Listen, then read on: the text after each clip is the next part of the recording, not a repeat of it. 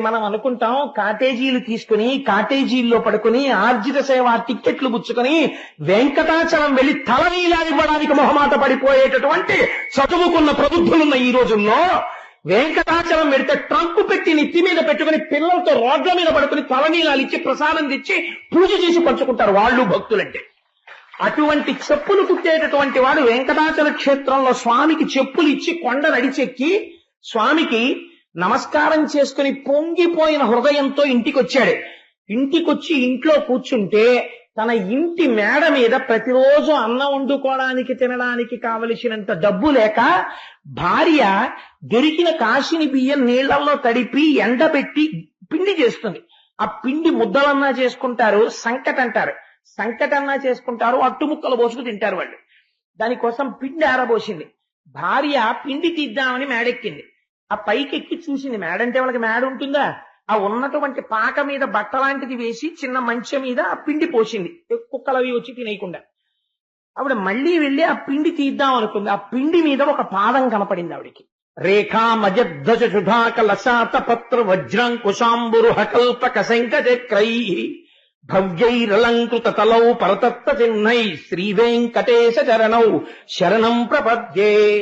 పద్మరేఖ, శంఖరేఖ, చక్రరేఖ, అంకుశము, అమృతపాత్ర వీటన్నింటితో కలిసి వెలిగిపోతున్న పాదముద్ర ఒకటే ఆ పిండి మీద కనపడింది. ఎక్కడా ఎవ్వరూ ఎదురు తిరిగినటువంటి రాజు లేని సందర్భాన్ని తయారు చేస్తే ఒక్క జరాసంధుడు మాత్రమే కప్పం కట్టకపోతే జరాసంధుడు కూడా భీమసేనుడి చేతిలో మృతుడయ్యాడు. తదనంతరము భరతఖండమునందున్నటువంటి రాజులందరూ కప్పం కట్టి ధర్మరాజు గారి యొక్క ఆధిక్యమును అంగీకరించిన తరువాత రాజసూయ యాగం జరుగుతోంది. కానీ చిత్రం చూడండి, ఒక మర్యాద ఉంటుంది ప్రపంచంలో, ఒక గౌరవం ఉంటుంది. ఎంత అందమైన ఏర్పాట్లు చేశారో. మన ఇంట్లో ఒక పెళ్లి జరిగిందనుకోండి, ఒక శుభకార్యం జరిగిందనుకోండి, అసలు చెయ్యవలసినటువంటిది ఇది. మనం ఒక్కసారి పోతన గారు వ్యాస భగవానుడు అంత కష్టపడి ఎందుకు ఇచ్చారంటే ఇంటికొచ్చినటువంటి వారిని ఆదరించడం, వెళ్లేటప్పుడు క్రమశిక్షణ పాటించడంలో ఉంటుంది. ధర్మరాజు గారు పదవులు నిర్ణయించాడు. రాజసూయాగంలో ఎవరెక్కడుండాలో, ఎలా ప్రవర్తించాలో బంగారు నాగళ్లు పెట్టి భూమి దున్నాడు. అర్ధిజాతము కోరినట్టి వస్తువులెల్ల తగపంచి ఇడగ రాధాతనూజు సరసాన్న పానాది సకల పదార్థముల్ పాకముల్ చేయింప పవనతనయు పంకజోదురు వద్ద బాయక పరిచర్యత విలికావింప వాసవతనూజు సవన నిమిత్తంబు సంచిత ద్రవ్యంబు పింపుతో వేగ తెప్పింప నకులు దేవగురు వృద్ధ దాత్రీ సురావలులను అరసి పూజింప సహదేవుడు అఖిల జనుల బొలుచు మృష్ణాన్నతతుల తృప్తులను చేయ ద్రౌపదిని నియమించ ధర్మసుతుడు. రాజసూయ యాగానికి వచ్చినటువంటి వాళ్ళందరికీ సక్రమమైనటువంటి మర్యాదలు జరగడం కోసం ఎవరెవరు ఏ పనులు చెయ్యాలో ధర్మరాజు గారు నిర్ణయించారు. ఎవరు ఏ పని చెయ్యాలో వారే ఆ పని చెయ్యాలి తప్ప, ఒక ఉద్యోగం చేస్తున్నటువంటి ఆఫీసులో పక్క సీటు వాడి సెలవు పెడితే ఆ పక్క సీటు వాడి ఉద్యోగం కూడా వాడు సెలవు నుంచి వచ్చే వరకు నువ్వు చూడు అని ఒక ఆర్డర్ ఇస్తారు. In addition to your normal duties you should also carry out the work of so and so who has gone on leave అని. అలా ఆకాశవాణి కేంద్రంలో వైణిక విద్వాంసుడి సీటుని మృదంగ విద్వాంసుడికి ఇచ్చారనుకోండి, ఆయన వచ్చే వరకు నువ్వే వాయించి వీణకూడా అని అసందర్భంగా ఉంటుంది. ఆఫీసులో ఇచ్చినట్టు ఆకాశవాణి స్టేషన్ లో ఇవ్వరు కదా. వైణికుడు అంటే వైణిక విద్వాంసుడే, మృదంగ విద్వాంసుడు అంటే మృదంగ విద్వాంసుడే. ఆయన సెలవు పెట్టాడని మృదంగ విద్వాంసుడు వీణ వాయించడు, వీణ వాయించే అని మృదంగం వాయించడు. ఎవరి పని వాళ్లే చెయ్యాలి. కాబట్టి అటువంటి యాగం జరిగితే అందంగా జరగడానికి ఏ ఏ పనులకు ఎవరు సరిపోతారో వాళ్ళనే పెట్టారు. ఎంత అందంగా ఉంచాడో చూడండి. అర్ధిజాతము కోరినట్టి వస్తువులెల్ల తగిపంచి ఇడగ రాధాతనూజు. ఒకరికి దానం ఇవ్వడం అంటే పరమ సంతోషం కర్ణుడికి. కర్ణుడికి పాండవులకి పడదు. కానీ ఒక మంచి పని జరుగుతున్నప్పుడు ఆ మంచి పని సక్రమంగా జరగడం కోసం ఒకరికి దానం ఇవ్వడం అంటే పరమ శ్రద్ధాభక్తులతో ఇవ్వడానికి కర్ణుడే. అందుకని ధర్మరాజు గారంతటి వారు ఎవరిని పెట్టారో తెలుసా అండి? దానాలు చెయ్యడానికి రాజసూయాగంలో తన తమ్ముళ్ళెవ్వరినీ పెట్టలేదు. ఎంత నిష్పక్షపాతంగా ఇచ్చాడో చూడండి పదవులు. కర్ణుణ్ణి తీసుకొచ్చి యాగంలో దానాలు ఇవ్వడం కోసమని నిర్ణయించి ఆ పదార్థములనన్నీ ఆయనకు అప్పచెప్పి కూర్చోబెట్టాడు. సరసాన్న పానాది సకల పదార్థముల్ పాకముల్ చేయింప పవనతనయు. రే తమ్ముడు, అందరూ వచ్చిన వాళ్ళందరూ అబ్బా ఏం పదార్థాలు అని చెప్పి పొంగిపోయేటట్టుగా చెయ్యాలంటే నువ్వే తగినవాడివిరా. అందుకని నువ్వెక్కడుంటావో తెలుసా? వంటశాలలో ఉండి పదార్థాలన్నీ తయారు చేయించమని నలభీమ పాకం అని పేరు కదా, భీమసేనుండి వంటశాలలో పెట్టారు. పంకజోదురు వద్ద బాయక పరిచర్య తవిలి కావింప వాసవతనూజు. ఏమి మర్యాదండి! వచ్చిన వాళ్ళలో పరమ పూజనీయులైనటువంటి వాళ్ళు ఉంటారు. అటువంటి పరమ పూజనీయులైనటువంటి వాళ్ళు ఉత్సవంలో కానీ ఇంట్లో జరుగుతున్నటువంటి కార్యక్రమానికి కానీ వాళ్ళు అక్షతలు వెయ్యడానికి వస్తే ఇంటి యజమాని ఒక జాగ్రత్త తీసుకోవాలి. ఏ జాగ్రత్త తీసుకోవాలంటే, అటువంటి పెద్దలు వస్తే అయ్యా వచ్చారా, చాలా సంతోషం అండి, మీరు స్నానం చేయండి, నేను పెళ్లి పనుల్లో ఉన్నానని వెళ్ళిపోకూడదు. తను పెళ్లి పనుల్లో ఉంటాడు కాబట్టి పెద్దలు అని నువ్వు నమ్మితే ఇంటికి వచ్చినటువంటి వారు తిరిగి వెళ్ళిపోయేటంత వరకు వారి పక్కన ఉండి వారికి సపర్య చేసి వారికి ఏం కావాలో చూడడానికి ఇలా చెప్తే అలా పారిపోయేవాడు కాని వాణ్ణి పెట్టాలి. పెట్టి అయ్యా ఆయన మళ్ళీ అక్షతలు వేసి వెళ్ళిపోయే వరకు మీరు జాగ్రత్తగా దగ్గరుండి చూడండి. అది గౌరవం. ఆయన దగ్గర ఉంటాడు, ఉండి చిట్ట చివర మళ్ళీ వారు వెళ్ళిపోయేటప్పుడు చక్కగా పంపించేస్తారు. అంచేత అలా ప్రవర్తించగలిగినటువంటి వారిని ఉంచాలి. ఎవరి దగ్గర ఉంచారోట తెలుసా అండి? కృష్ణ పరమాత్మ దగ్గర అర్జునుడిని పెట్టారట ఈ పనికి. అంటే ఎంత గౌరవించారో చూడండి. గౌరవం అన్నది పొగడ్తల వల్ల మాటల వల్ల కాదండి వచ్చేది, ఆదరణ. మీ మనస్సుతో మీరు ఎలా ప్రవర్తిస్తున్నారన్న దాని చేత గౌరవం ఆవిష్కరింపబడుతుంది. కాబట్టి తమ్ముడైనటువంటి అర్జునుడిని కృష్ణుడికి సపర్య చేయడానికి వినియోగించాడు. సవన నిమిత్తంబు సంచిత ద్రవ్యంబు పెంపుతో వేగ తెప్పింపనకులు. రాజపురోహితుడు ధౌమ్యుడున్నాడు, ఆయన చిట్టి రాసి ఇచ్చేశాడు. ఈ యాగానికి రాజసూయ యాగంలో ఇన్ని కావాలి, ఇన్ని పంచెలు, ఇన్ని పీటలు, ఇన్ని విస్తరాకులు, ఇన్ని వక్కలు, పసుపు, కుంకం, ఏవో బోల్డ్ రాస్తాడు. ఇవన్నీ తీసుకొచ్చి ఎక్కడో పెట్టి కరెక్ట్ గా మోదుగు పుల్లలు అనేటప్పటికీ ఎక్కడ పెట్టావు నీ మొహం ఎట్సా అని తిట్టుకుంటుంటారు. నేను చాలా చోట్ల చూస్తుంటాను. తేరా అంటే పాపం అన్నీ చేస్తారు కానీ పీటల మీద కూర్చునేవాడు కొన్ని పనులు అవతల వాళ్ళకి అప్పజెప్పాలి అన్నది మర్చిపోయి అన్ని వంటింట్లోనో బీరువాలోనో ఎక్కడో పెట్టేస్తాడు. పెట్టేసి వచ్చి పీటల మీద కూర్చుంటాడు. ఆచమ్య అనగానే ఓం కేశవాయ స్వాహ ఆచమనం చేస్తాడు.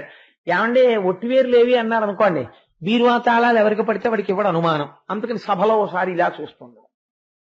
అంటే మొత్తం సభకి అమర్యాదది. ఇందులో నాకు నమ్మకస్తుడెవడు అంటే మిగిలిన వాళ్ళందరూ అపనమ్మకం వాళ్లే లెక్క.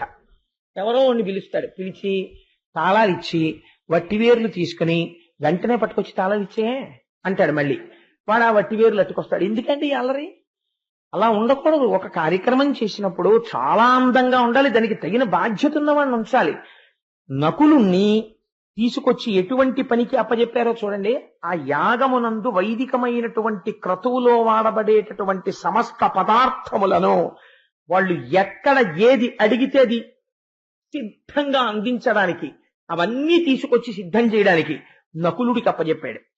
దేవగురు వృద్ధ ధాత్రీ సురావరులను అరసి పూజింప సహదేవుడు. వచ్చిన వాళ్ళల్లో దేవగురువులు ఉంటారు. ఒక నారద మహర్షి వస్తారు, ఒక అత్రి మహర్షి వస్తారు, ఒక వశిష్ఠుడు వస్తాడు. వాళ్ళు వస్తారని మేము అనుకోలేదండి అనకూడదు. ఒక మహాపురుషుణ్ణి దభాలన అనుకోకుండా రావచ్చు. వచ్చినప్పుడు వారిని పూజించడానికి సిద్ధం చెయ్యాలి. అందుకని సహదేవుణ్ణి ఉంచేట. ఎవరైనా దేవగురువులు వస్తారు, వృద్ధులు వస్తారు, లేకపోతే మనం అనుకోకుండా కొంతమంది రాజులు వస్తారు. ఇట్లాంటి వాళ్ళందరినీ పూజించి గౌరవించాలి. వీళ్ళందరినీ గెలిచిన వాడు ధర్మరాజు. కానీ అతిథిగా ఇంటికి వస్తే చూడండి ఎంత పూజిస్తున్నాడు. వీళ్ళందరినీ పూజించడానికి తన తమ్ముడైనటువంటి సహదేవుణ్ణి వినియోగించాడు. బొలుచు మృష్ణాన్నతతుల తృప్తులను చేయ ద్రౌపదిని నియమించ ధర్మసుతుడు. వచ్చిన వాళ్ళు భోజనం చేస్తుంటారు. భోజనం చేస్తున్నప్పుడు లేదా పలహారం చేస్తున్నప్పుడు వడ్డనలు జరిగిపోతుంటాయి. యజమానురాలు చేయవలసినటువంటి పని ఏమిటో తెలుసా అండి? ఏమంటే బాగున్నాయా, బూర్లు బాగున్నాయా, ఇంకొక 2 వేసుకుంటారా అని నవ్వుతూ పలకరించి పంక్తి యందు కూర్చున్న అందరినీ అడగాలి. అమ్మ బాగున్నాయా, తృప్తిగా ఉందా, మీ ఇంట్లో పెళ్లికి కూడా పెడదామా ఈ వంట వాళ్ళని, అది బాగుందా, కూర బాగుందా, ఏంటి వదినా నీకు ఆవ పెట్టిన అరటికాయ కూర అంటే ఇష్టం, ఇంకొంచెం వేయించుకో అని వాళ్ళని పిలిచి వెయ్యి అనాలి. వచ్చిన వాళ్ళందరూ మీరు పెట్టిన పదార్థానికి తృప్తి పడరండి. వాళ్ళకి లేక వాళ్ళు మీ ఇంటికి భోజనానికి రాలా. వాళ్ళకి భోజనం ఉంది, వాళ్ళు వండుకు తినగలరు. మీ ఇంటికి ఎందుకు వచ్చారు? మీ మీద ప్రేమతో వచ్చారు. మీరు పెట్టే ముద్ద ప్రేమతో కలసినదై ఉండాలి. ఇంటి యజమానురాలు మృష్ణాన్న భోజనం పెట్టాలి. ఆ భోజన పదార్థాలు వస్తుంటే ఘుమఘుమలాడుతూ ఉండాలి. అలా పదార్థాలు చక్కగా తెప్పించి వాళ్ళందరికీ వడ్డన చేయించడానికి ద్రౌపదీదేవిని నియుక్తురాల్ని చేశాట. ఏవి ధర్మరాజు గారి మర్యాద అండి! అలా రాజసూయ యాగం జరుగుతుంటే సహభాష్ ఏమి పాండవులరా అన్నవాడు తప్ప, ఏమిటండి ఇది ఇంకొంచెం ఇంప్రూవ్ చేసుకోవాలి వీళ్ళు అన్నవాడు లేడు. అంత అందంగా రాజసూయాగ క్రతువు జరిగింది. అంతా పూర్తయిపోయింది. పూర్తయిపోయిన తర్వాత అంత గొప్ప యాగం జరిగినప్పుడు ఏం చేస్తారంటే అగ్రపూజ అని చేస్తారు. అగ్రపూజ అంటే వయస్సు చేత పెద్దరికాన్ని నిర్ణయించరు. అక్కడ జ్ఞానము చేత వృద్ధుడైనటువంటి వాడిని చూస్తాడు. పరమజ్ఞాని, లోకమునకు ఉపకారము చేసేటటువంటి వాడు, గురుస్వరూపమును కలిగినటువంటి వాడు. అటువంటి వారికి అగ్రపూజ అని వారిని కూర్చోపెట్టి అగ్రపూజ చేసి వారికి మర్యాద చేసి ఆయన కాళ్ళు కడిగి ఆ జలాలు తల మీద చల్లుకుని బట్టలు పెట్టి హారములు పెట్టి ఆయనకి పూలదండలు వేసి ఆయన్ని గౌరవిస్తారు. అగ్రపూజ సభలో ఇప్పుడు ఎవరికి చెయ్యాలి అని ప్రశ్న వచ్చింది. ఎందుచేత అంటే అక్కడ ఋషులున్నారు, మహర్షులున్నారు, దేవగురువులున్నారు, ఎందరో రాజులున్నారు.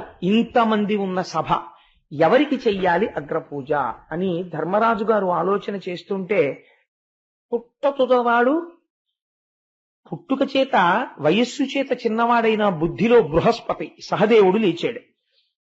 లేచి ఆయన అన్నాడు, ఏమిటన్నాయా అగ్రపూజ చెయ్యడానికి ఎవరు అని ఆలోచన చేస్తున్నావా?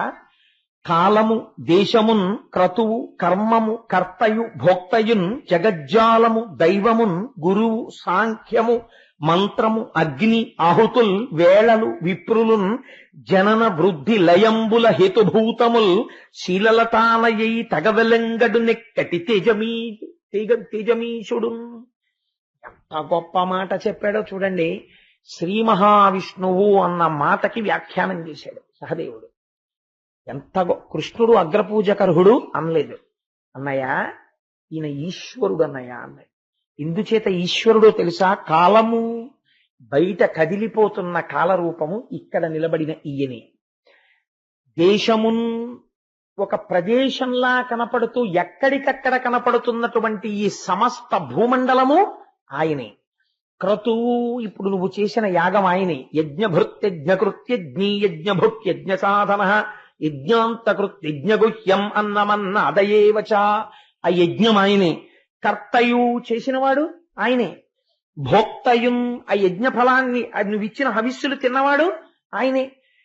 జగజ్జాలము వచ్చి వెళ్ళిపోతున్న ఈ జగత్ ఆయనే. దైవమున్ ఇది వెళ్ళిపోవడానికి కారణమైన ఈశ్వరుడు ఆయనే. గురువు లోకమునకు ఈ మర్యాద నేర్పినవాడు ఆయనే. సాంఖ్యము తత్వములుగా భాషిల్లుతున్నవాడు ఆయనే.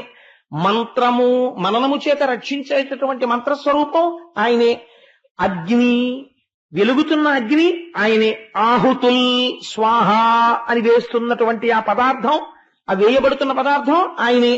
వేళలు ఉదయం, మధ్యాహ్నం, సాయంకాలం, సంధ్యా సమయాలు అని పిలువబడేటటువంటి వేళల రూపం ఆయనే.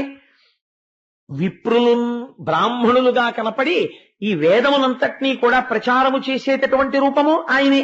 జనన వృద్ధి లయంబులు ఒక పదార్థం పుట్టింది ఎక్కడో, పుట్టడానికి కారణమెవరో వాడు ఈయనే. వృద్ధి ఉన్న పదార్థాలు పెరుగుతున్నాయి, ఈయనే కారణం. లయంబు ఎన్నో పదార్థాలు కాలగర్భంలో కలిసిపోతున్నాయి, కారణం ఎవరు? ఈయనే.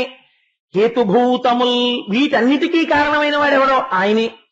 లీలలతానయై ఇక్కడ ఇలా కనపడుతూ అక్కడ అన్ని చక్కబెట్టగలిగిన వాడెవడో వాడు. అటువంటి వాడు తగవెలంగడు నెక్కటి తేజమీషుడు. అన్నయ్య ఇన్నిగా వెలుగుతున్నటువంటి ఈశ్వరుడు ఇవాళ మన కళ్ళెదుట మాంసనేత్రములతో చూడడానికి ఎదురుగుండా వీలైన రీతిలో రక్షకుడై సర్వకాలముల యందు పాండవులు బాగుపడాలని కోరుకున్నవాడై యాగమునకొచ్చి నిర్వహించి జరాస సంధుని యొక్క వధ చేయించిన మహాపురుషుడెవడున్నాడో ఆయన ఇక్కడ కూర్చునుండగా ఇంకా ఎవరెవరని వెతుకుతారేమిటన్నాయా, ఆయనకు అగ్రపూజ చెయ్యండి అన్నాడు. ఈ మాట చెప్పేటప్పటికీ ధర్మరాజు గారు పొంగిపోయాడు.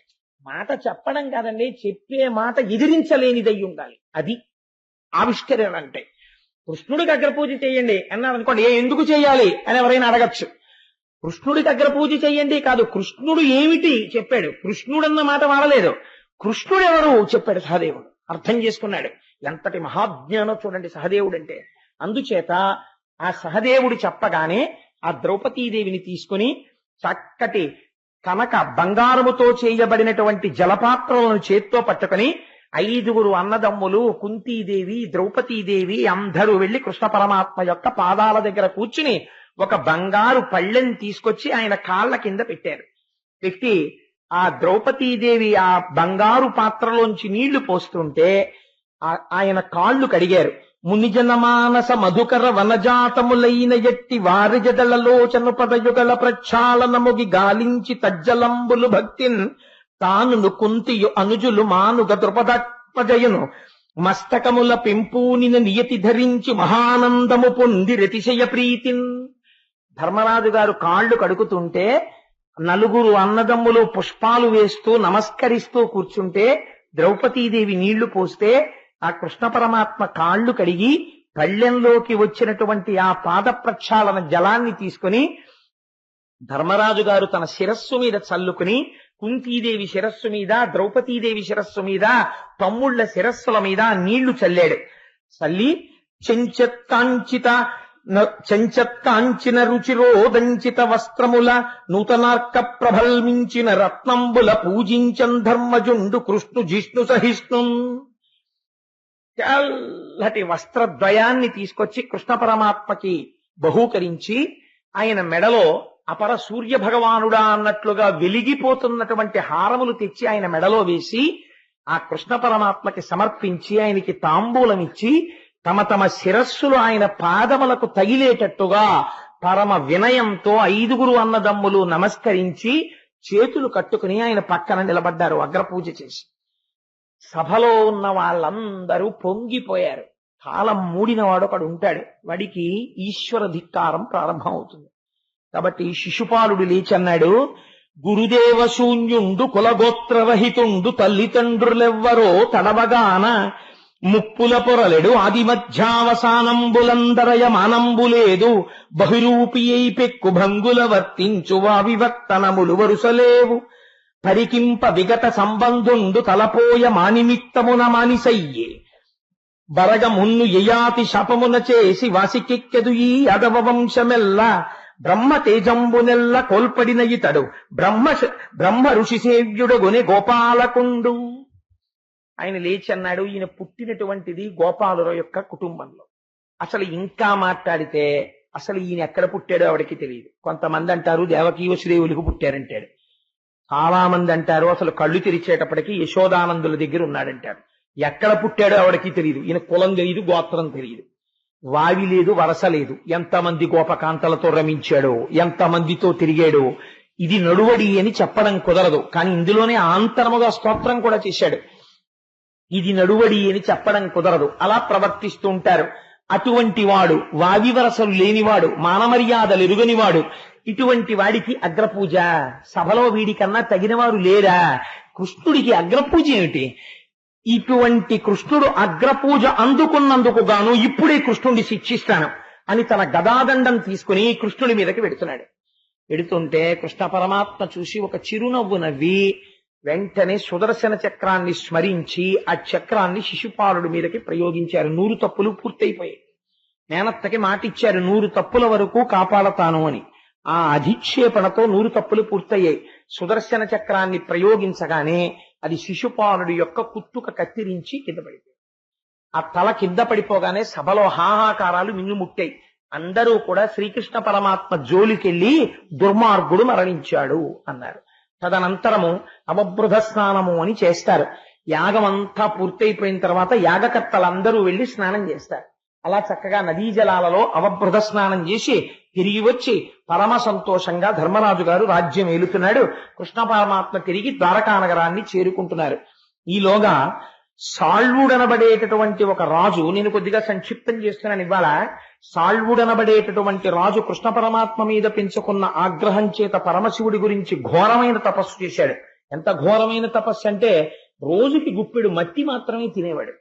తిని తపస్సు చేసి పరమశివుడు ప్రత్యక్షమైతే కడుపులో కార్పణ్యం పెంచుకున్నవాడు ఎంత తపస్సు చేస్తే ఉపయోగం ఏమిటండి? తన ఇచ్చ వచ్చినట్టుగా తిరిగేటటువంటి విమానం కావాలని అడిగాడు. అడిగితే పరమశివుడు అలాగే తీసుకుపోని మయుణ్ణి పిలిచి ఒక విమానాన్ని నిర్మించి ఇచ్చాడు. దానికి సౌభకము అని పేరు. ఆ విమానం ఎక్కి ద్వారకానగరం మీదకొచ్చి ద్వారకానగరంలో ఉండేటటువంటి అంతఃపురము యొక్క కుడ్యములను గోపురములను తన గదాదండంతో తొలగతోస్తూ నానా అల్లరి ప్రారంభం చేశాడు. వెంటనే అక్కడ ఉండేటటువంటి ప్రద్యుమ్నుడు సాంబుడు మొదలైనటువంటి వారు యుద్ధాన్ని ప్రారంభం చేశారు. గొప్ప యుద్ధం జరుగుతోంది. ఈలోగా కృష్ణ పరమాత్మ చేరుకున్నారు. దుర్నిమిత్తములు కనబడ్డాయి. రావణాసురుడు మాయాసీతని సృష్టించినట్టు ఈ సాళ్వుడు కూడా మాయావసుదేవుణ్ణి సృష్టించి కృష్ణ పరమాత్మ యొక్క కళ్ళ ఎదుటే ఆ వసుదేవుణ్ణి సంహరించాడు. ఆయన మాయావసుదేవుడు తన మాయతో సృష్టించాడు. కృష్ణ పరమాత్మ అంతటి వారు తండ్రి మరణిస్తే ఎలా ఖిన్నుడవుతారో అలాగే ఖిన్నుడయ్యారు. మిగిలిన వాళ్ళు చెప్పారు ఇది జరిగేది కాదు, వసుదేవుడు లోపలే ఉన్నాడని. అప్పుడు ఆయన సుదర్శన చక్రాన్ని ప్రయోగిస్తే ఆ సాళ్వుడు కూడా మరణించాడు. ఆ విమానము తుత్తునీయలైపోయింది. తదనంతరము దంతవక్తుడు వచ్చాడు. ఆ దంతవక్తుడిని కూడా సంహరించారు. శిశుపాల దంతవక్తులు ఇద్దరూ మరణించిన తరువాత వారిలో ఉన్న తేజస్సు పైకి లేచి కృష్ణ పరమాత్మలో కలిసిపోయింది. ఎక్కడ విన్నారు మీరు ఇది? తృతీయ చతుర్థ స్కంధములలో ఆ మహానుభావుడైనటువంటి ఆ శ్రీ మహావిష్ణువు యొక్క ద్వారపాలకులైన జయ విజయులకి ఇయ్యబడినటువంటి శాపవశం చేత వాళ్ళు 3 జన్మలలో రాక్షసులుగా జన్మించాలి. కాబట్టి ఈ జన్మలో శిశుపాల దంతవక్తులుగా జన్మించి వారిరువుడు కూడా శ్రీకృష్ణ పరమాత్మలో లీనమైపోయారు. అయిపోయిన తరువాత మనకి పరమోత్కృష్టమైనటువంటి ఆఖ్యానము, ఎందుకంటే నేను భాగవతాన్ని పూర్ణము అయిపోయిందన్న మాట వాడకూడదు కాబట్టి భాగవతము పూర్ణమైనది అని ఒక మాట చెప్పి ఇవాళతో ప్రవచనం పూర్తయిపోయింది స్వస్తి అని నేను అనవలసిన రోజు దగ్గరికి వచ్చేస్తోంది 2-3 రోజుల్లో. అందుకని నేను తొందరగా కొంత పూర్తి చేయవలసిన అవసరం ఉంది. కాబట్టి ఇవాళ సర్వోత్కృష్టమైనటువంటి కుచేలోపాఖ్యానాన్ని ఆవిష్కరించే ప్రయత్నం చేస్తాను. పరమాత్మ శ్రీకృష్ణుడు ఒకనాడు రుక్మిణీదేవి యొక్క మందిరంలో కూర్చున్నాడు. ఎంతో సంతోషంగా రోజులు గడిచిపోతున్నాయి. 16,000 మంది భార్యలు, అష్టమహిషులు, అందరితో ఏకకాలమునందు ఇన్ని రూపములతో అందరినీ సంతోషపెడుతూ కాలం గడుస్తోంది. కానీ కృష్ణ భగవానుడితో కలిసి చదువుకున్నటువంటి ఒక వ్యక్తి ఉన్నాడు. ఆయన పేరు కుచేలుడు. కానీ మనకి సంప్రదాయంలో ఒక తప్పు కథ ప్రచారంలో ఉంది కుచేలుడు గురించి. అది ఎలా వచ్చిందో నాకు తెలియదు. కృష్ణుడికి తెలియకుండా కుచేలుడేదో అటుకులు తినేశాడు ఒకరోజు అరణ్యంలో, అందుకే అంత దరిద్రం అనుభవించాడు. ఆ తర్వాత ఏదో కృష్ణ పరమాత్మ ఆయనకి ఐశ్వర్యం ఇచ్చారు అని అంటారు. కానీ భాగవతంలో కుచేలుడు గురించి అలా చెప్పలేదు. కుచేలుడు గురించి ఎంత గొప్పగా మాట్లాడారంటే వ్యాసుల వారు, ఎంత గొప్పగా మాట్లాడారో పోతన గారు మీరు అవతరించండి. ఆయన అంటారు, అనుడు వేదవ్యాసు తనయుడా అభిమన్యు తనయు చూచి ఇట్లనియ ప్రీతి నరవరా గోవింద సఖుండు కుచేలుండు నానొప్ప విప్రుండు మనధనుడు విజ్ఞాని రాగాది విరహిత స్వాంతుండు శాంతుండు ధర్మవత్సలుడు ఘనుడు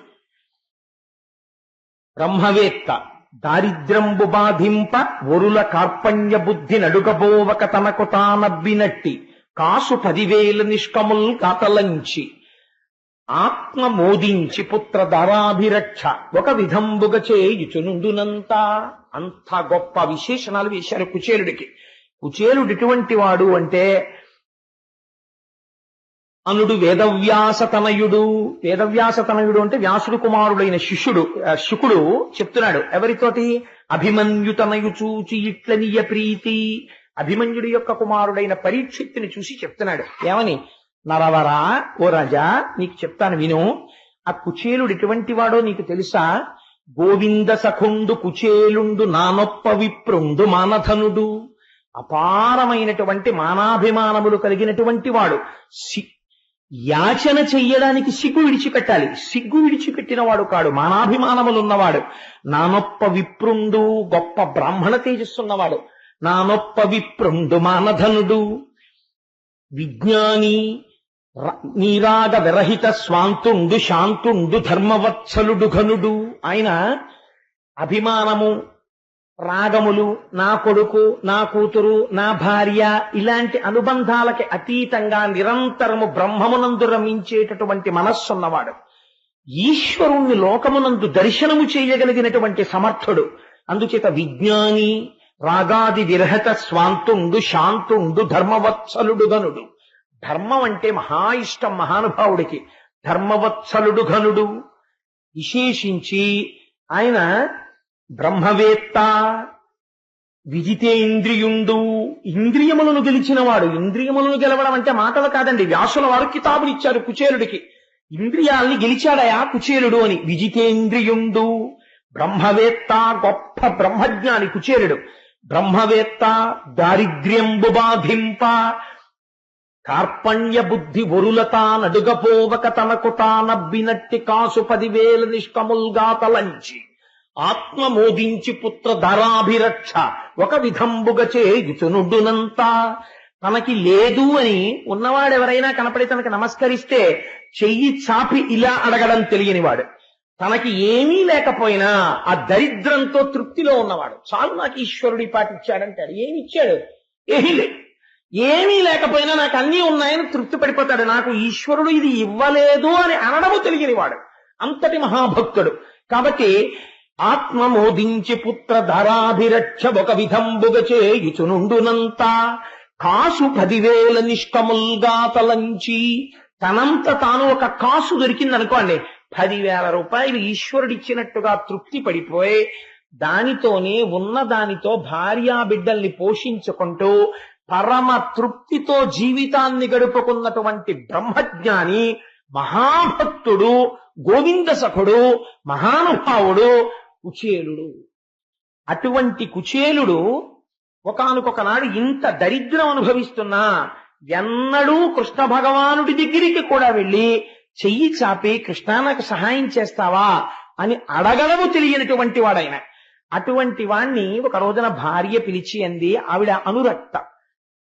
ఎలా కుచేలుడు ప్రవర్తిస్తాడో అలా ప్రవర్తించగలిగినటువంటి సహధర్మచారిణి, గొప్ప భాగవత ధర్మం తెలుసున్నటువంటి తల్లి. ఆవిడంది, మహానుభావ చూశారా, ఆకలి వేస్తే మీరు ఓర్చుకుంటారు, నేను ఓర్చుకుంటాను. పిల్లలు ఆకులతో చేసిన దొప్పలు చేత పట్టుకొని, అంటే తినడానికి కంచాలు లేవు వాళ్ళకి, వాళ్ళు మహాభక్తులు ఈశ్వరుడికి. ఆకులతో చేసిన దొప్పలు చేత పట్టి 10 మాటలు అమ్మా ఆకలేస్తోందమ్మా అంటే, అన్నం పెట్టలేకపోయానే అని అమ్మ బాధపడుతుందోమోనని ఆకలితో నా వంక చూస్తూ నాలుకతో పెదవులు తడుపుకుంటున్నారయ్యా మన బిడ్డలు. ఇలాంటి కుటుంబం అండి కుచేలుడి కుటుంబం అంటే. అటువంటి కుచేలుడి మీద నిందలు వెయ్యకూడదు, అదొక గొప్ప అపరాధం అవుతుంది కూడా. అందుకని పెదవులు తడుపుకుంటున్న పిల్లలు, నీకు ఐశ్వర్యం మీద భ్రాంతి లేదు, కానీ బిడ్డల్ని పోషించాలి కదా. అందుకని ఏమండి నేను ఒక్క సలహా పాటిస్తాను చెప్తారా? మీ సఖుడు మీతో కలిసి చదువుకున్నవాడు ఉన్నాడు కదా, ఒక మహానుభావుడు, ఆయన పేరు శ్రీకృష్ణుడు కదా. ఏం ఆశ్చర్యమో, ఖచ్చితంగా నేను కుచేలోపాఖ్యానం చెప్దామనుకున్న నాడే కుచేలుడు లాంటి నాకు శ్రీకృష్ణ పరమాత్మ లాంటి సఖుడైన మా రాఘవరావు గారు సభలో ఉన్నారు ఇవాళ. అందుచేత ఆయన విశాఖపట్నం నుంచి వచ్చారు నన్ను అనుగ్రహించడానికి కృష్ణ స్వరూపంతో. అందుకని ఆయన ఒక్కసారి ఆ కృష్ణ పరమాత్మ దగ్గరికి వెళ్ళి, సఖా అని నువ్వు వెళ్ళి ఒక్క మాట చెప్పి నా భార్యా బిడ్డలతో సంసారం నడుపుకోవడమే కష్టంగా ఉందని ఒక్క మాట అంటే, మహానుభావుడు అందరినీ ఆదుకోగలిగిన వాడు, ఆ వాసుదేవుడు మనల్ని రక్షించడా అని ఎంత గొప్ప మాట చెప్పిందో చూడండి. భాగవతంలో ఎర్రసిరాతో రాసి అట్ట మీద పెట్టుకుని, నేను చెప్పానే పూజా మందిరంలో తగిలించుకోవలసిన పద్యం ఏదైనా ఉంటే అలాంటి పద్యాలు భాగవతంలో ఎన్నో ఉన్నాయని నేను మీకు తరచు చెప్తూ వస్తున్నాను. వాటిలో ఇదొకటి. ఆవిడ ఏం చెప్పిందో చూడండి.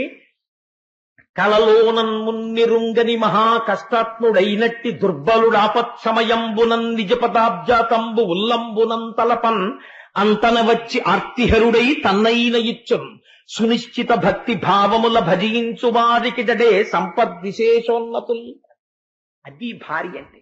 ఎంత గొప్పగా మాట్లాడిందో చూడండి. కలలోనంతన్మున్నిరుంగని మహా కష్టాత్ముడైనట్టి దుర్బలుడు, వాడు ఎన్నడూ జీవితంలో భగవంతుడికి నమస్కారం చెయ్యడం అంటే ఏమిటో తెలియదు. భగవంతుడి నామం చెప్పి ఎరగడు. అసలు ఈశ్వరుడి యొక్క ఆస్తిక్యాన్ని అంగీకరించిన వాడు కాడు. నా అంతటి వాణ్ణి నేను అని తినడము తిరగడము తప్ప వేరొక మర్యాద తెలియని వాడు. అటువంటి వాడికి ఆపదొచ్చింది జీవితంలో. ఆపదొస్తే వాడు కలలో కూడా ఎప్పుడు ఈశ్వర అన్న మాట ఎరగని వాడు. ఆ ఆపద వస్తే అప్పుడు గుర్తొచ్చాడు వాడికి భగవంతుడు. గుర్తొచ్చి ఆర్తితో ఈశ్వర అన్నాడు. ఈశ్వర అంటేట కృతజ్ఞుడా, ఇన్నాళ్ళు నేను నీకు జ్ఞాపకం రాలేదా, కష్టం వస్తే నేను గుర్తొచ్చానా అని అడగడట. అయ్యో ఇంత కష్టంలో నా నామని చెప్పారా అని ఆర్తితో పిలిచిన వాడి కోసమని పరిగెత్తుకొచ్చి వాడికి వచ్చినటువంటి కష్టాన్ని తీర్చడం కాదు, తన్నైన ఇచ్చున్ తనని తాను ఇచ్చేసుకుంటాట కృష్ణుడు. అదయ్యా కృష్ణుడంటే. అటువంటి మహాత్ముడైన కలలోనంతం ఉన్నెరుంగని మహాకష్టత్ముడైనట్టి దుర్బలుడాపత్సమయంబునన్ నిజ పదాబ్జాతంబు ఉల్లంబునంతలపన్ అంతని వచ్చి ఆర్తిహరుడై తన్నైన ఇచ్చున్ సునిశ్చిత భక్తి భావముల భజించు వారికిడడే సంపద్విశేషోన్నతుల్. అలాంటి వాళ్ళకే ఎప్పుడో ఒక్కసారి ఈశ్వరాన్ని నమ్మి పిలిచినంత మాత్రం చేత ఆర్తి తీర్చి తనని తాను ఇచ్చేసుకుంటున్నాడే. ఇవ్వలేదండి. ఇచ్చిన సంఘటనలు మీకు చూపిస్తాను. ఏమి తెలుసని వెళ్ళాడు. కాంచీపురం పక్కన ఉన్నటువంటి ఒక కుగ్రామంలో తోళ్లు కోసి చెప్పులు కుట్టుకునేటటువంటి ఆయన ఉన్నాడు. ఈ మధ్యనే వెంకటాచలంలో జరిగిన ఒక యథార్థాన్ని మీకు విజ్ఞాపన చేస్తున్నాను. ఆయన కొత్త చెప్పులు కుట్టి, ఆయనకేం వచ్చు, చెప్పులు కుట్టడం వచ్చంతే. ఆయన చెప్పులు కుట్టి, అది కూడా చిత్రం ఏమిటో తెలుసా అండి, పట్టుకెళ్ళి వెంకటాచల క్షేత్రంలో సమర్పించి పొంగిపోయి, మనం అనుకుంటాం కాటేజీలు తీసుకుని కాటేజీల్లో పడుకుని ఆర్జిత సేవ టిక్కెట్లు పుచ్చుకొని వెంకటాచలం వెళ్లి తలనీలా ఇవ్వడానికి మొహమాట పడిపోయేటటువంటి చదువుకున్న ప్రబుద్ధులున్న ఈ రోజుల్లో వెంకటాచలం వెడితే ట్రంకు పెట్టి నెత్తి మీద పెట్టుకుని పిల్లలతో రోడ్ల మీద పడుకుని తలనీలాలు ఇచ్చి ప్రసాదం తెచ్చి పూజ చేసి పంచుకుంటారు వాళ్ళు భక్తులంటే. అటువంటి చెప్పులు కుట్టేటటువంటి వాడు వెంకటాచల క్షేత్రంలో స్వామికి చెప్పులు ఇచ్చి కొండ నడిచెక్కి స్వామికి నమస్కారం చేసుకుని పొంగిపోయిన హృదయంతో ఇంటికొచ్చాడు.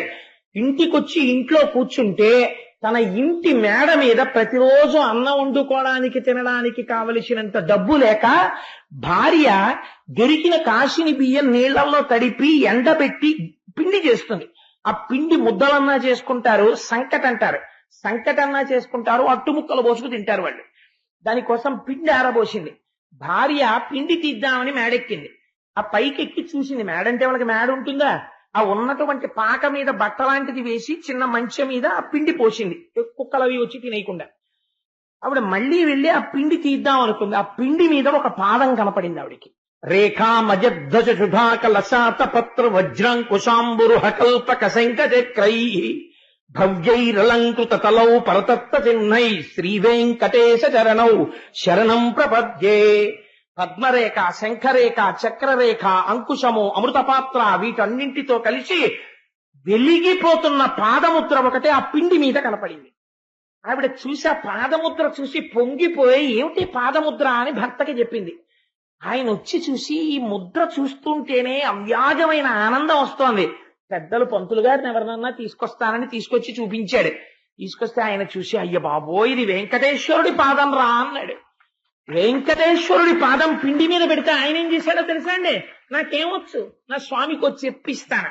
నా స్వామి కాలి సైజు తెలిసింది, మొన్న ఇంత చెప్పులే పట్టుకెళ్ళా, ఈ సైజుకి సరిపడ చెప్పు చెక్కుతానని ఒక తోలు పట్టుకొచ్చి తాను చెప్పులమ్ముకు బ్రతకవలసిన వాడు ఉన్న తోలు దాని మీద పెట్టి కోసేశాడు. ఒక్క చెప్పుకే సరిపోయింది. ఒక్క చెప్పు అందంగా కుట్టి తల మీద పెట్టుకుని నడుస్తూ వెంకటాచలం వెళ్లి కొండెక్కే మార్గంలో ఇచ్చేస్తానన్నాడు. అదే సమయంలో శ్రీకాళహస్తి దగ్గర వేరొక చెప్పులు కుట్టేవారింట్లో కూడా ఇదే పాదం పడింది. అక్కడ ఎడం పాదం పడింది, ఇక్కడ కుడి పాదం పడింది. ఆయన చెప్పు కుట్టి తల మీద పెట్టుకుని ఇద్దరు ఒక్కొక్క చెప్పే పెట్టుకుని కటిక దరిద్రులు, చెప్పులు కుట్టమ్మేవాళ్ళు, ఒక చెప్పు కన్నా తోలు లేని వాళ్ళు, చెప్పు పట్టుకుని ఇద్దరు చెప్పులు పట్టుకుని ఏకకాలమునందు కొండెక్కే మార్గం దగ్గర గుడికొచ్చారు. ఇద్దరు చెప్పులు తీసుకొచ్చి అక్కడ పెట్టారు. ఖచ్చితంగా సరిపోయే కుడి పాదానికి ఎడం పాదానికి. ఈశ్వరుడు ఇద్దరి చెప్పులు రాత్రి వేసుకుని మా అమ్మ అలమేలు మంగమ్మ దగ్గరికి వెళ్ళుండరు. కాబట్టి మీరు చెప్పండి, ఏం పోతన గారు చెప్పింది అబద్ధమా? మా పోతన గారికి అబద్ధం చెప్పుకోవలసిన కర్మ కలలోనంతన్ మున్నిరుంగని మహా కష్టాత్ముడైనట్టి దుర్బలుడు ఆపత్సమయంబునన్ నిజ పదాబ్జాతంబు ఉల్లంబునంతలపన్ అంతన వచ్చి ఆర్తిహరుడై తన్నైన ఇచ్చున్ సునిశ్చల భక్తి భావముల భజించు వారికిటడే సంపద్విశేషోన్నతుల్. అటువంటిది పరమభక్తితో ఈశ్వరా నువ్వు ఉన్నావని కొలిచిన వాడికి ఏమివ్వడయా? ఏ సంపదలైనా ఇస్తాడు. ఎందుకొచ్చిన దరిద్రమయ్యా మనకి? పిల్లల కోసమని ఒక్కసారి వెళ్ళవయ్యా కృష్ణ పరమాత్మ దగ్గరికి. ఆయన అన్నాడు, నీవు చెప్పిన ఎట్లు రాజీవ నేత్రు పాద పద్మముల చేరుట పరమ శోభనంబు కాని చక్రహస్తునకిప్పుడు కొంపోవ కానుకేదైనా కలదె మనకు అన్నాడు. పెద్దవాళ్ళ దగ్గరికి వెళ్ళేటప్పుడు, స్నేహితుడి దగ్గరికి వెళ్ళేటప్పుడు, వృద్ధుల దగ్గరికి వెళ్ళేటప్పుడు, రోగుల దగ్గరికి వెళ్ళేటప్పుడు, గురువుల దగ్గరికి వెళ్ళేటప్పుడు రిక్తహస్తాలతో వెళ్ళం కదా. ఇదైనా కానుక పట్టుకెళ్ళాలి కదా స్నేహితుడికి.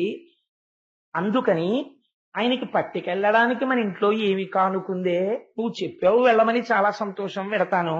కానీ వెళ్ళి పట్టుకెళ్ళి కృష్ణ ఇన్నాళ్ళకి కలిశాం స్నేహితుడి, వీధిగో తీసుకో అని ఇవ్వడానికి నా దగ్గర ఏముంది అని అడిగాడు. అడిగితే ఆవిడంది, మనకున్నదే మనం ఇద్దామయ్యా. ఏమి తెచ్చావని చూసేవాడు కాడు పరమాత్మ, ఎంత ఆర్తితో తెచ్చావని చూస్తాడయ్యా. మన ఇంట్లో అటుకులున్నాయి ఒక గుప్పెడు, అవే మూట కడతానంది. ఆయన పేరేమిటో లోకం మర్చిపోయింది. ఎందుకో తెలుసా అండి? అసలు ఆయన జీవిత కాలంలో ఆయన్ని ఆ ఊళ్ళో చిరుగులేని పంచ కట్టుకోగా చూసిన వాళ్ళు లేరు. అందుకని ఆయనకి కుచేలుడని పేరు. అంటే ఆయన్ని హాస్యోక్తులు ఆడేవారు, పరిహాసం ఆడేవారు. కుచేలుడు అంటే చేలం అంటే వస్త్రము, కు అంటే చిరిగిపోయిన బట్ట. చిరిగిపోయిన బట్ట తప్ప చిరగని బట్ట కట్టడం కుచేలుడికి తెలియదు అసలు. అంటే ఎప్పుడూ కట్టుకోలేదు. ఎప్పుడూ కట్టుకోకపోయినా యోగరతో వా భోగరతో వా సంగరతో వా సంగ విహీన యస్య బ్రహ్మణి నమతే చిత్తం నందతి నందతి నందత్యేవ. పరమానందంతో ఉండేవాడు స్వామిని లోపల దర్శించుకుంటూ. కాబట్టి ఆయన కుచేలుడు కుచేలుడని పిలుస్తూ ఉండేవారు. కాబట్టి ఇప్పుడు అటుకులు తీసుకొచ్చింది, మూట కట్టాలి. ఎక్కడ కడుతుంది? ఖండోత్తరీయం, చిరిగిపోయినటువంటి ఉత్తరీయం కనపడింది. గట్టిగా ముడేస్తే పిచ్చిపోతుంది ఆ ఉత్తరీయం. అందులోనే ఆ గుప్పెడు అటుకులు పోసి జాగ్రత్తగా ముడేసి ఈ అటుకులు మీ స్నేహితుడికి ఇవ్వండి అంది. తప్పకుండా ఇస్తాను, బయలుదేరుతానని. కాళ్ళకి చెప్పులు లేవండి కుచేలుడికి. అంత దరిద్రం అనుభవించినటువంటి వాడు, అంత దరిద్రంలోంచి పైకొచ్చాడు మహానుభావుడు. అందుకని ఆ కుచేలుడు చెప్పులు లేకుండా ఆ చిరిగిపోయిన బట్టలతో, చెమట కంపుతో, ఆ రథాల మించి వస్తున్నటువంటి ధూళి అంతా ఒంటి మీద పడిపోయి, అంత దూరం నుంచి చూస్తే ఇక్కడికి దుర్వాసన వచ్చేటటువంటి స్థితిలో ఆయన నడిచి నడిచి నడిచి నడిచి చివరికి ద్వారకా నగరాన్ని చేరుకున్నాడు. ఏమి తిన్నాడో ఏమి తినలేదో ఈశ్వరుడికి ఎరుక. నడిచే ద్వారకకు వెళ్ళాడనే భాగవతంలో రాశారు. నడిచి ద్వారకా పట్టణాన్ని చేరుకున్నాడు. చేరుకుని ద్వారకా పట్టణంలోకి వెళ్లి ద్వారక వంక చూశాడు. చూసి అనుమానం వచ్చింది. ఏమి ద్వారకా పట్టణం రా, ఎక్కడ చూసినా బంగారముతో నిర్మించబడినటువంటి గోపురాలు, రత్నాలు తాపడం చెయ్యబడ్డాయి, పరిమళ ద్రవ్యాలు చల్లబడినటువంటి రాచవీధులు, కస్తూరి కర్పూరము మొదలైనటువంటివి కాల్చిన సువాసనలు వస్తున్నాయి. ఇటువంటి చోట నా సఖుడైనటువంటి గోవిందుడు ఎక్కడున్నాడో అని అడిగాడు. అడిగితే వాళ్ళు అన్నారు, ఈ రాస వీధంతా కృష్ణ పరమాత్మదే. ఇక్కడ కనపడుతున్నటువంటి 16,008 దివ్య సౌధములున్నాయే, ఈ 16,008 దివ్య సౌధములు ఆయన తన భార్యలతో ఉంటాడు. ఆయన ఇక్కడ రథం మీద తిరుగుతూ ఉంటారు. ఆ కృష్ణ పరమాత్మకి మీరు స్నేహితులా అని అడిగారు. నేను స్నేహితుణ్ణి అన్నాడు. కానీ కుచేల భక్తి అంటే ఏమిటో తెలుసా అండి? ఒక ఆలోచన రావాలి. చూడు, నా స్నేహితుడు, ఇద్దరం కలిసి చదువుకున్నాం గురువుగారి దగ్గర, ఇవాళ కృష్ణుడు ఇలా ఉన్నాడు, నేను ఇలా ఉన్నాను అనుకోవాలి. కుచేలుడుట రాచవీధిలో నిలబడి ఈ 16,008 రాచసౌధములు కృష్ణుడివే అని చెప్తే ఒక్కసారి వాటి వంక చూశాట. చూసి అక్కడ వెళ్ళిపోతున్న పరిచారికల్ని చూశాడు. వాళ్ళు వేసుకున్న ఆభరణాలు, కట్టుకున్న వస్త్రాలు కొన్ని లక్షల విలువైనవి. వాళ్ళు ఎవరని అడిగాడు. వాళ్ళు కృష్ణుని యొక్క భార్యల పరిచారికలు అన్నారు. వీళ్ళే ఇలా ఉంటే నా స్వామి ఎంత ఐశ్వర్యవంతుడు, నా స్నేహితుడు, నా సఖుడు, నాతో కలిసి చదువుకున్నవాడు ఇవాళ ఈ స్థితికి చేరాడు అని నిలబడిపోయి ఆనందమగ్నుడై కన్నుల వెంట ధారగా వర్షం పడినట్టు నీళ్లు కారిపోయేట. ఇవన్నీ చూస్తున్నవాడు ఉన్నాడు ఆంతరమునందు. పొంగిపోయి కృష్ణ భగవానుడు ఈ ఇంటిలో ఎక్కడుంటాడు అని అడిగారు. ఎక్కడుంటాడు? నిన్న మీరు నారదోపాఖ్యానంలో చూశారు కదా, అదిగో ఆ ఇంట్లోనే ఉన్నారు అన్నారు. ఆ ఇంటిలోకి వెళదామనుకున్నాడు. కానీ ఇంటి ముందు పెద్ద పెద్ద శూలాలు పట్టుకుని కాపు కాస్తున్నారు భటులు. ఇంటి లోపలికి వెడదామంటే చూసి తన యొక్క చిరిగిపోయిన బట్టలు ఈ స్థితి చూసి లోపలికి రాణిస్తారో రానివ్వరో. రానివ్వకపోతే ఒకవేళ నా స్నేహితుడండి, నా సఖుడండి కృష్ణ పరమాత్మ అని చెప్పి వెడితే ఒకసారి పైనుంచి కిందకి చూసి ఎవరు నువ్వు అని అడిగాడు అనుకోండి. అడిగితే అంటే అబద్ధాలు చెప్పి లోపలికి వచ్చావా అని రెక్కపట్టి ఇచ్చేస్తే తను ఇప్పుడు అబద్ధం చెప్పినవాడు కాదు, అవమానం అయిపోతుంది. పోని ఏమీ చెప్పకుండా అక్కడ ఉన్న రాజభటులకు ఏదో కానుకిచ్చి లోపలికి ఎడదామా అంటే ఇవ్వడానికి కృష్ణుడికి తెచ్చిన అటుకులు తప్ప ఇంకొకటి లేవు. కాబట్టి ఇప్పుడు నాకెవరాధారం? వాసుదేవుణ్ణి చేరడానికి వాసుదేవుడే ఆధారం. ఆ పరమాత్మ నన్ను చూసి అలా మిన్నకుండేటటువంటి వాడు, అలా అమర్యాదగా ప్రవర్తించేవాడా నా తండ్రి? అలా ఉండడు. నా సఖుడు మర్యాద తెలుసున్నవాడు, ఆయనే నన్ను గుర్తుపడతాడు. ఆయన నన్ను గుర్తుపట్టడమే నా ప్రవర్తనకి, నా మంచితనానికి నిదర్శనమవుతుంది. నేను ఎవ్వరినీ అడగను అని ఆ సౌధము దగ్గరికి వెళ్ళి ఒక్కసారి ఆ తెర తీసి ఆ భటుల దగ్గరికి నిలిపించినాడు. ఎవరు కావాలండి అని అడిగారు. అడిగితే నేను కృష్ణ పరమాత్మ స్నేహితుడిని. వాళ్ళు ఒక్కసారి యగాదిగా చూశారు. ఈయన్ని చూస్తే పాపం ఆయన చాలా దయనీయమైన స్థితిలో కనపడ్డాడు. కానీ ద్వారకానగరంలో ఉన్న కృష్ణ పరమాత్మ ఎటువంటి వాడో అక్కడ ఉన్న వాళ్ళకి తెలుసు. కాబట్టి వెంటనే ఆయన బ్రాహ్మణుడు కుచేలుడు వచ్చాడు. ఆయన ఎలా ఉంటే మనకెందుకు, కృష్ణుడి సఖుండని చెప్తున్నాడు, మనం వారి దగ్గరికి తీసుకెళ్ళాలి అని అక్కడ ఉన్నటువంటి ద్వారపాలకులు వెళ్లి కృష్ణ పరమాత్మతో చెప్పారు. అయ్యా, మీ కొరకని ఎవరో చాలా పేద బ్రాహ్మణుడు మీ స్నేహితుట్ట వచ్చారు, అక్కడ నిలబడ్డారు ద్వారం దగ్గర అన్నారు. అప్పటికి కృష్ణ పరమాత్మ చేస్తున్న పని ఏమిటో తెలుసా అండి? ఆ గదిలోకి ఎవరూ ప్రవేశించారు. ఎంతో ముఖ్యులైన వాళ్ళు వస్తేనే అక్కడికి సమాచారం పెడుతుంది. ఆయన తన శయన మందిరమునందున్నాడు. అది కూడా రుక్మిణీదేవి యొక్క మందిరంలో ఉన్నాడు. అప్పుడు పట్టుపాన్పున తల కింద చేయి పెట్టుకుని ఎంతో సంతోషంగా రుక్మిణీదేవితో ఏదో పరిహాసాలు ఆడుతున్నాడు. అమ్మవారు ఎంతో సంతోషంగా ఆయన కాళ్ళు ఒత్తుతోంది. లక్ష్మీ మహీతద నిరూప నిజానుభావ నీడాది దివ్య మహిషీకర పల్లవానాం ఆరుణ్య సంక్రమణత కిల సాంద్ర రాగౌ శ్రీ వెంకటేశ చరణౌ శరణం ప్రపద్యే అన్నట్టుగా అమ్మవారి ఎర్రటి చేతులతో ఒత్తుతుంటే నల్లటి మబ్బులాంటి కృష్ణ పరమాత్మ యొక్క కాళ్ల మీద ఎర్రటి కాంతులు పడుతుంటే ముత్యాల్లాంటి పళ్ళు కనపడేటట్టుగా కాంతులీనుతున్న నవ్వులతో రుక్మిణీదేవితో హాస్యోక్తులు ఆడుతున్నాడు. వచ్చినటువంటి భటుడు, అయ్యా ఒక్కసారి మీతో మాట్లాడాలన్నాడు. తెర తీసి ఏమిటి అని ఇలా తెర తీసి చూశాడు. చూసేటప్పటికి భటుడితో మాట్లాడదామని తెర తీశాడు. దూరంగా అక్కడ నిలబడి రాజద్వారం దగ్గర కుచేలుడు అలా నిలబడి ఉన్నాడు.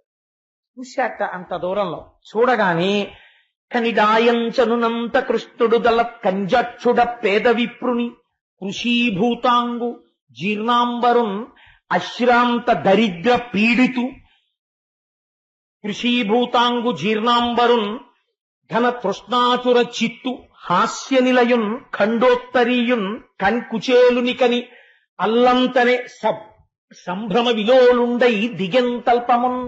నాకు నిజంగా కృష్ణ పరమాత్మ వచ్చిన సన్నివేశం ఇక్కడ కనపడుతుంటే నాకు ఆ పద్యమే తడబడిపోతోంది. నిజంగా ఆయన మాననీయత చూడండి. కనిడాయంచనునంత కృష్ణుడు దళత్కంజక్షుడ పేద విప్రుని. దళత్కంజాక్షుడు ఆ చూపులలో ఉన్న అందాన్ని ఆ కళ్ళలో చూపిస్తున్నారు. తామర రేకులు ఎలా ఉంటాయో అటువంటి కన్నులతో ఉన్నాడు. భార్యతో పరిహాసం ఆడుతున్నాడు. తెర తీసి భటుడిని చూసి ఇంకా భటుడితో మాట్లాడలేదు, ఇలా చూశాడు. కుచేలుడు కనపడ్డాడు అంత దూరంలో. ఎటువంటి కుచేలుడు అంటే మహాదరిద్రుడు, అపారమైనటువంటి దరిద్రంతో ఉన్నాడు. అశ్రాంత దరిద్ర పీడితూ, ఒక క్షణం కూడా విడిచిపెట్టకుండా దరిద్ర దేవత చేత పీడింపబడుతున్నవాడు.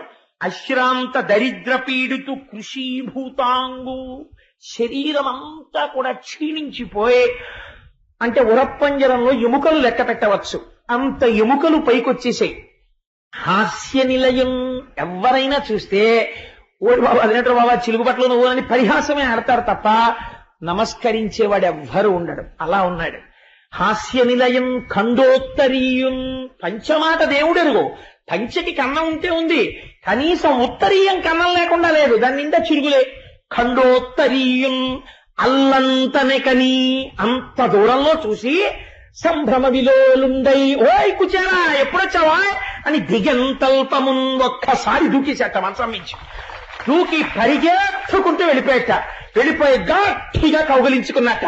కుచేలా ఎన్నాళ్ళకి చూశానయ్యా నిన్ను, నా ప్రాణం లేచినట్టుందో, రా రా రా అని గబగబా చెయ్యి పట్టి తీసుకొచ్చేట.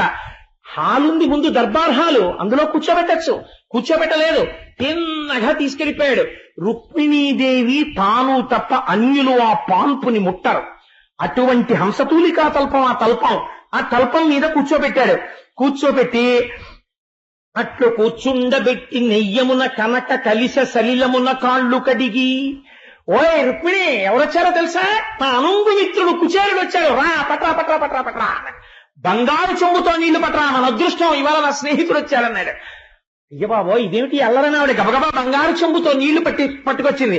తీసుకురండి తొందరగా పళ్ళెం అన్నాడు. ఆయన కాళ్ల కింద పళ్ళెం పెట్టి రుక్మిణీదేవి నీళ్లు పోస్తోంది. ఎవరు? అనఘ ఆదిలక్ష్మి అయిన రుక్మిణితోడ క్రీడ సల్పుచున్న కృష్ణ చూచి, ఏ తల్లి యొక్క కని చివర చూపు సోకితే ఐశ్వర్యం వస్తుందని లోకం కొలుస్తుందో అటువంటి లక్ష్మీదేవి నీళ్లు పోస్తోంది. సమస్త బ్రహ్మాండములకు ఆధారభూతుడైన కృష్ణ పరమాత్మ కాళ్లు కడుగుతున్నాడు. కూర్చోబెట్టి అట్లు కూర్చుండబెట్టి నెయ్యమున కనక కలిస సలిలమున కాళ్ళు కడిగి తజ్జలంబు మస్తకమున తాల్చి, శిరస్సు ఉంచి ఆ నీళ్లు తన కిరీటం మీద తల మీద చల్లుకున్నాడు. రుక్మిణీదేవి తల మీద చల్లాడు, అక్కడ ఉన్న వాళ్ళందరికీ చల్లి లలిత మృగమదమదసార కలితమైన, ఎటువంటి గంధం తీసుకొచ్చాట. అయ్యో స్నేహితుడా ఎక్కడున్నావా ఇన్నాళ్ళు, ఎంత అలిసిపోయి ఎలా వచ్చావు, ఎక్కడి నుంచి వచ్చావు? ఎంత దూరం నుంచి వచ్చాను నిన్ను చూడ్డానికి. ఇంత దూరం వచ్చావా? అయ్యయ్యో కాళ్ళు ఎంత నిప్పుంటాయో, చెమట పట్టిందేమో, అదిగో చూసావా ఒళ్ళంతా ఎంత చెమటలు పట్టాయో అని గబగబా లలిత మృగమద ఘనసార కలితమైన మలయజంబునడల జొబ్బిల్ల నలది, ఆ గంధం తీసుకొచ్చి తను లేచి ఆ పళ్ళెంలో ఉన్న గంధం చేతి నిండా రాసుకుని, ఏది ఆ ఉత్తరీయం తీసి ఆ లాల్చీ తీసేసాయి అని చెప్పి, అసలు బ్రాహ్మణుడు లాల్చీ వేసుకోడు కదా, ఉత్తరీయం ఒకటే ఉంటుంది, ఆ ఉత్తరీయం కూడా తీసేసి ఆయన ఒంటి నిండా గంధం రాశాట. ఆయన ఒంటి నిండా గంధం రాసి తంబు విసరి, ఒక విసిరికర్ర పట్టుకుని, ఏమిటా చెమట్లు కుచేలా ఎంత కష్టపడొచ్చావో అని విసిరికర్ర పెట్టి కృష్ణ పరమాత్మ నిలబడి విసురుతున్నారట. విసిరి రుక్మిణీదేవిని పిలిచి, ఎవరనుకుంటున్నావు? నా బాల్య సఖుడు, ఇద్దరం కలిసి చదువుకున్నాం, రా విసురు అన్నట్టు. ఆవిడ లక్ష్మి, శ్రీ మహాలక్ష్మి. కృష్ణ పరమాత్మ చేసిన హడావిడికి తెల్లబోయింది. ఆవిడ తెల్లబోయి తామర పువ్వులతో చేసిన విసినికర్ర పట్టుకుని కుచేలుడికి విసురుతోంది లక్ష్మీదేవి. విసురుతుంటే గాలి ఒంటికి తగిలి ఆయన సేద తీరేట్టే. దీపాలు తీసుకురండి, నా మిత్రుడు వచ్చాడు, ఎంత కష్టపడొచ్చాడో, ఎంతమంది దృష్టి దోషం పడిందో, కృష్ణ సఖుణ్ణి అని చెప్పుకుని వస్తుంటే, కృష్ణుడి స్నేహితుడా, ఇద్దరు కలిసి చదువుకున్నారా అని ఎంతమంది దృష్టి దోషం పడిందో, దృష్టి తీసేయద్దు అని బంధు రామోదకలిత ధూపంబులొసగి మించుమడి దీపములని వాళించి మరియు, నువ్వు వస్తున్నప్పుడు నడిచొచ్చావో, ఎటువంటి దుమ్ము పీల్చావో, రథాలు వెళ్ళిపోతుంటే నాకు తెలియదు కుచేలా, లేకపోతే రథం పంపిద్దును కదా, నడిచొచ్చావా అని మంచి ధూపాన్ని ఆయనకి చూపించాట. మణులతో చేయబడినటువంటి దీపములతో ఆయనకి నీరాజనమిచ్చి ఎంతో సంతోషంగా దగ్గర కూర్చుని, ఆ కూర్చోవడంలో కూడా పరమ ఆప్యాయంగా ఆయన చెయ్యి తీసి తన చేతిలో పెట్టుకుని, ఆ చేతి మీద రెండు చేతులు, ఒక చేతిలో ఆయన చెయ్యి పెట్టుకుని మీద చెయ్యి వేసి పరమ సంతోషంతో ఆ స్నేహితుడి వంక చూసి, బాగున్నావా కుచేలా, అందరూ సంతోషమా, ఎన్నాళ్ళయిందో మనం కలిసి అని ఇలా ప్రవర్తిస్తుంటే, ఆయన అలా ప్రవర్తించడం ఇతపూర్వం ఎవరూ చూడలేదు.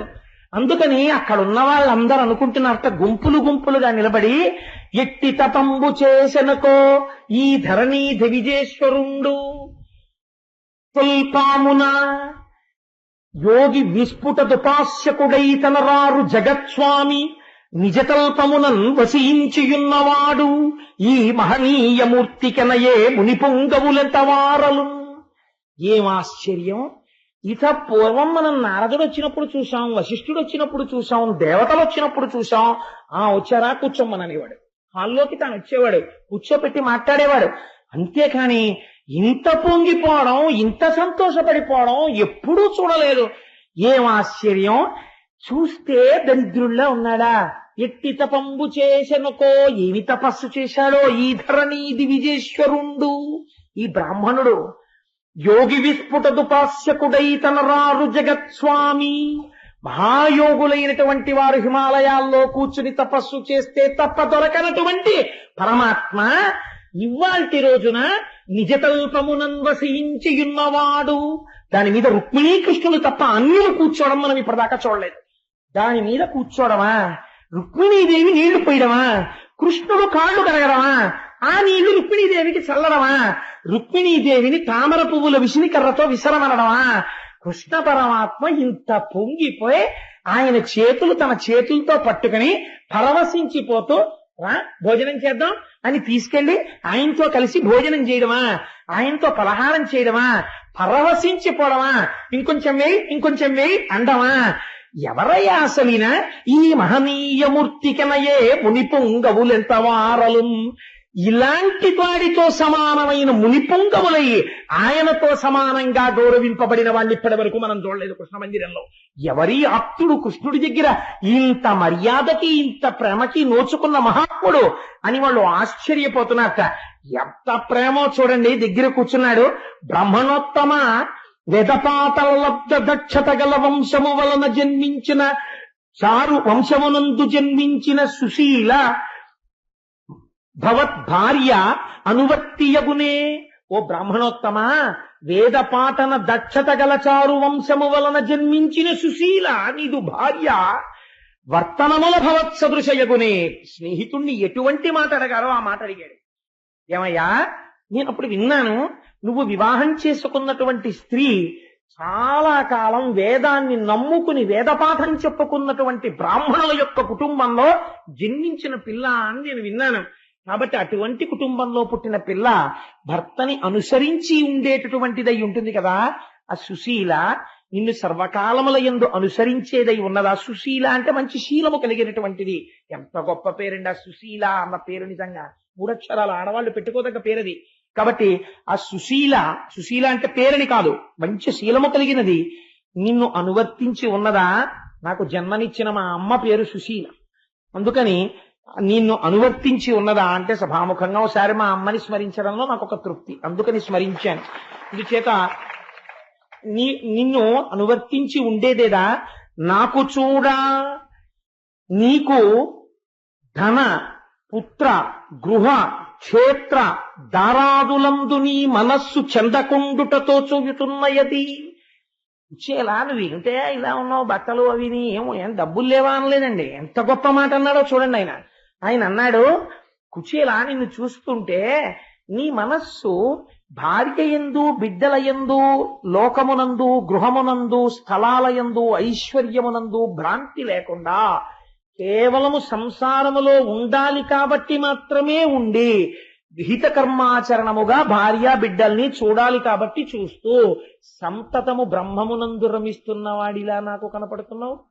గొప్ప మాట అడిగాడు. ఇది కృష్ణుడు గుర్తుపట్టింది.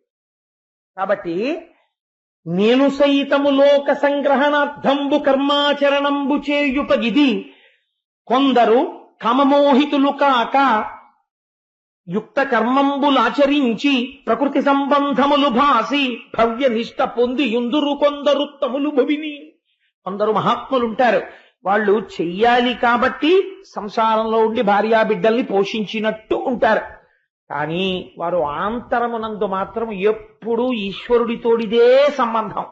పొంగిపోతూ ఆ భవ్యనిష్ట, ఆ భగవంతుడి గురించిన నిష్టలో పరవశించిపోతున్న హృదయంతో నిరంతరము లోక కళ్యాణమును అపేక్షిస్తూ తిరుగుతూ ఉంటారు.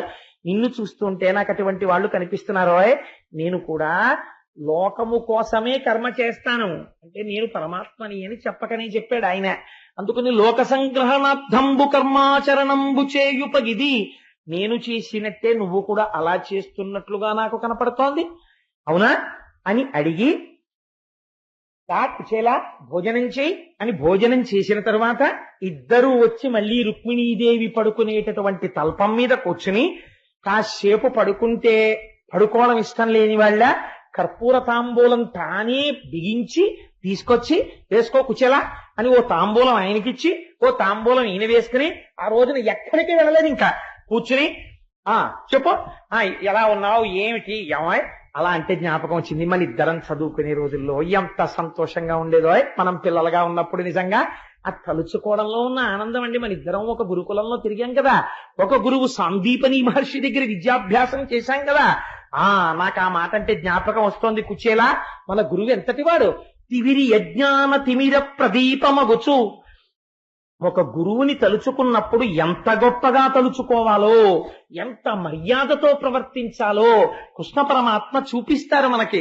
అందుకని తివిరి యజ్ఞాన తిమిర ప్రదీపమగుచు అవ్యయంబగు బ్రహ్మంబుననుభవించి భూరి వాత్సల్య వృత్తి తత్కృపను చేసి, ఆ మహానుభావుడు భూసరు శ్రేష్ఠుడలగొండు భువనుతుండు బుధనుతుండు ఆయన తివిరి యజ్ఞాన తిమిర ప్రదీపమగుచు. ఆ సాందీపని మహర్షి నోరు విప్పి మాట్లాడితే చాలు అజ్ఞానమన్న చీకటి విడిపోయేది. అలా మాట్లాడేవాడు మహానుభావుడు. ఏమి గురువు గారయ్యా మన గురువు గారు, అవ్యయంబగు బ్రహ్మంబుననుభవించి. కోరికలు కోరుకున్నవాడు కాడు మన గురువు.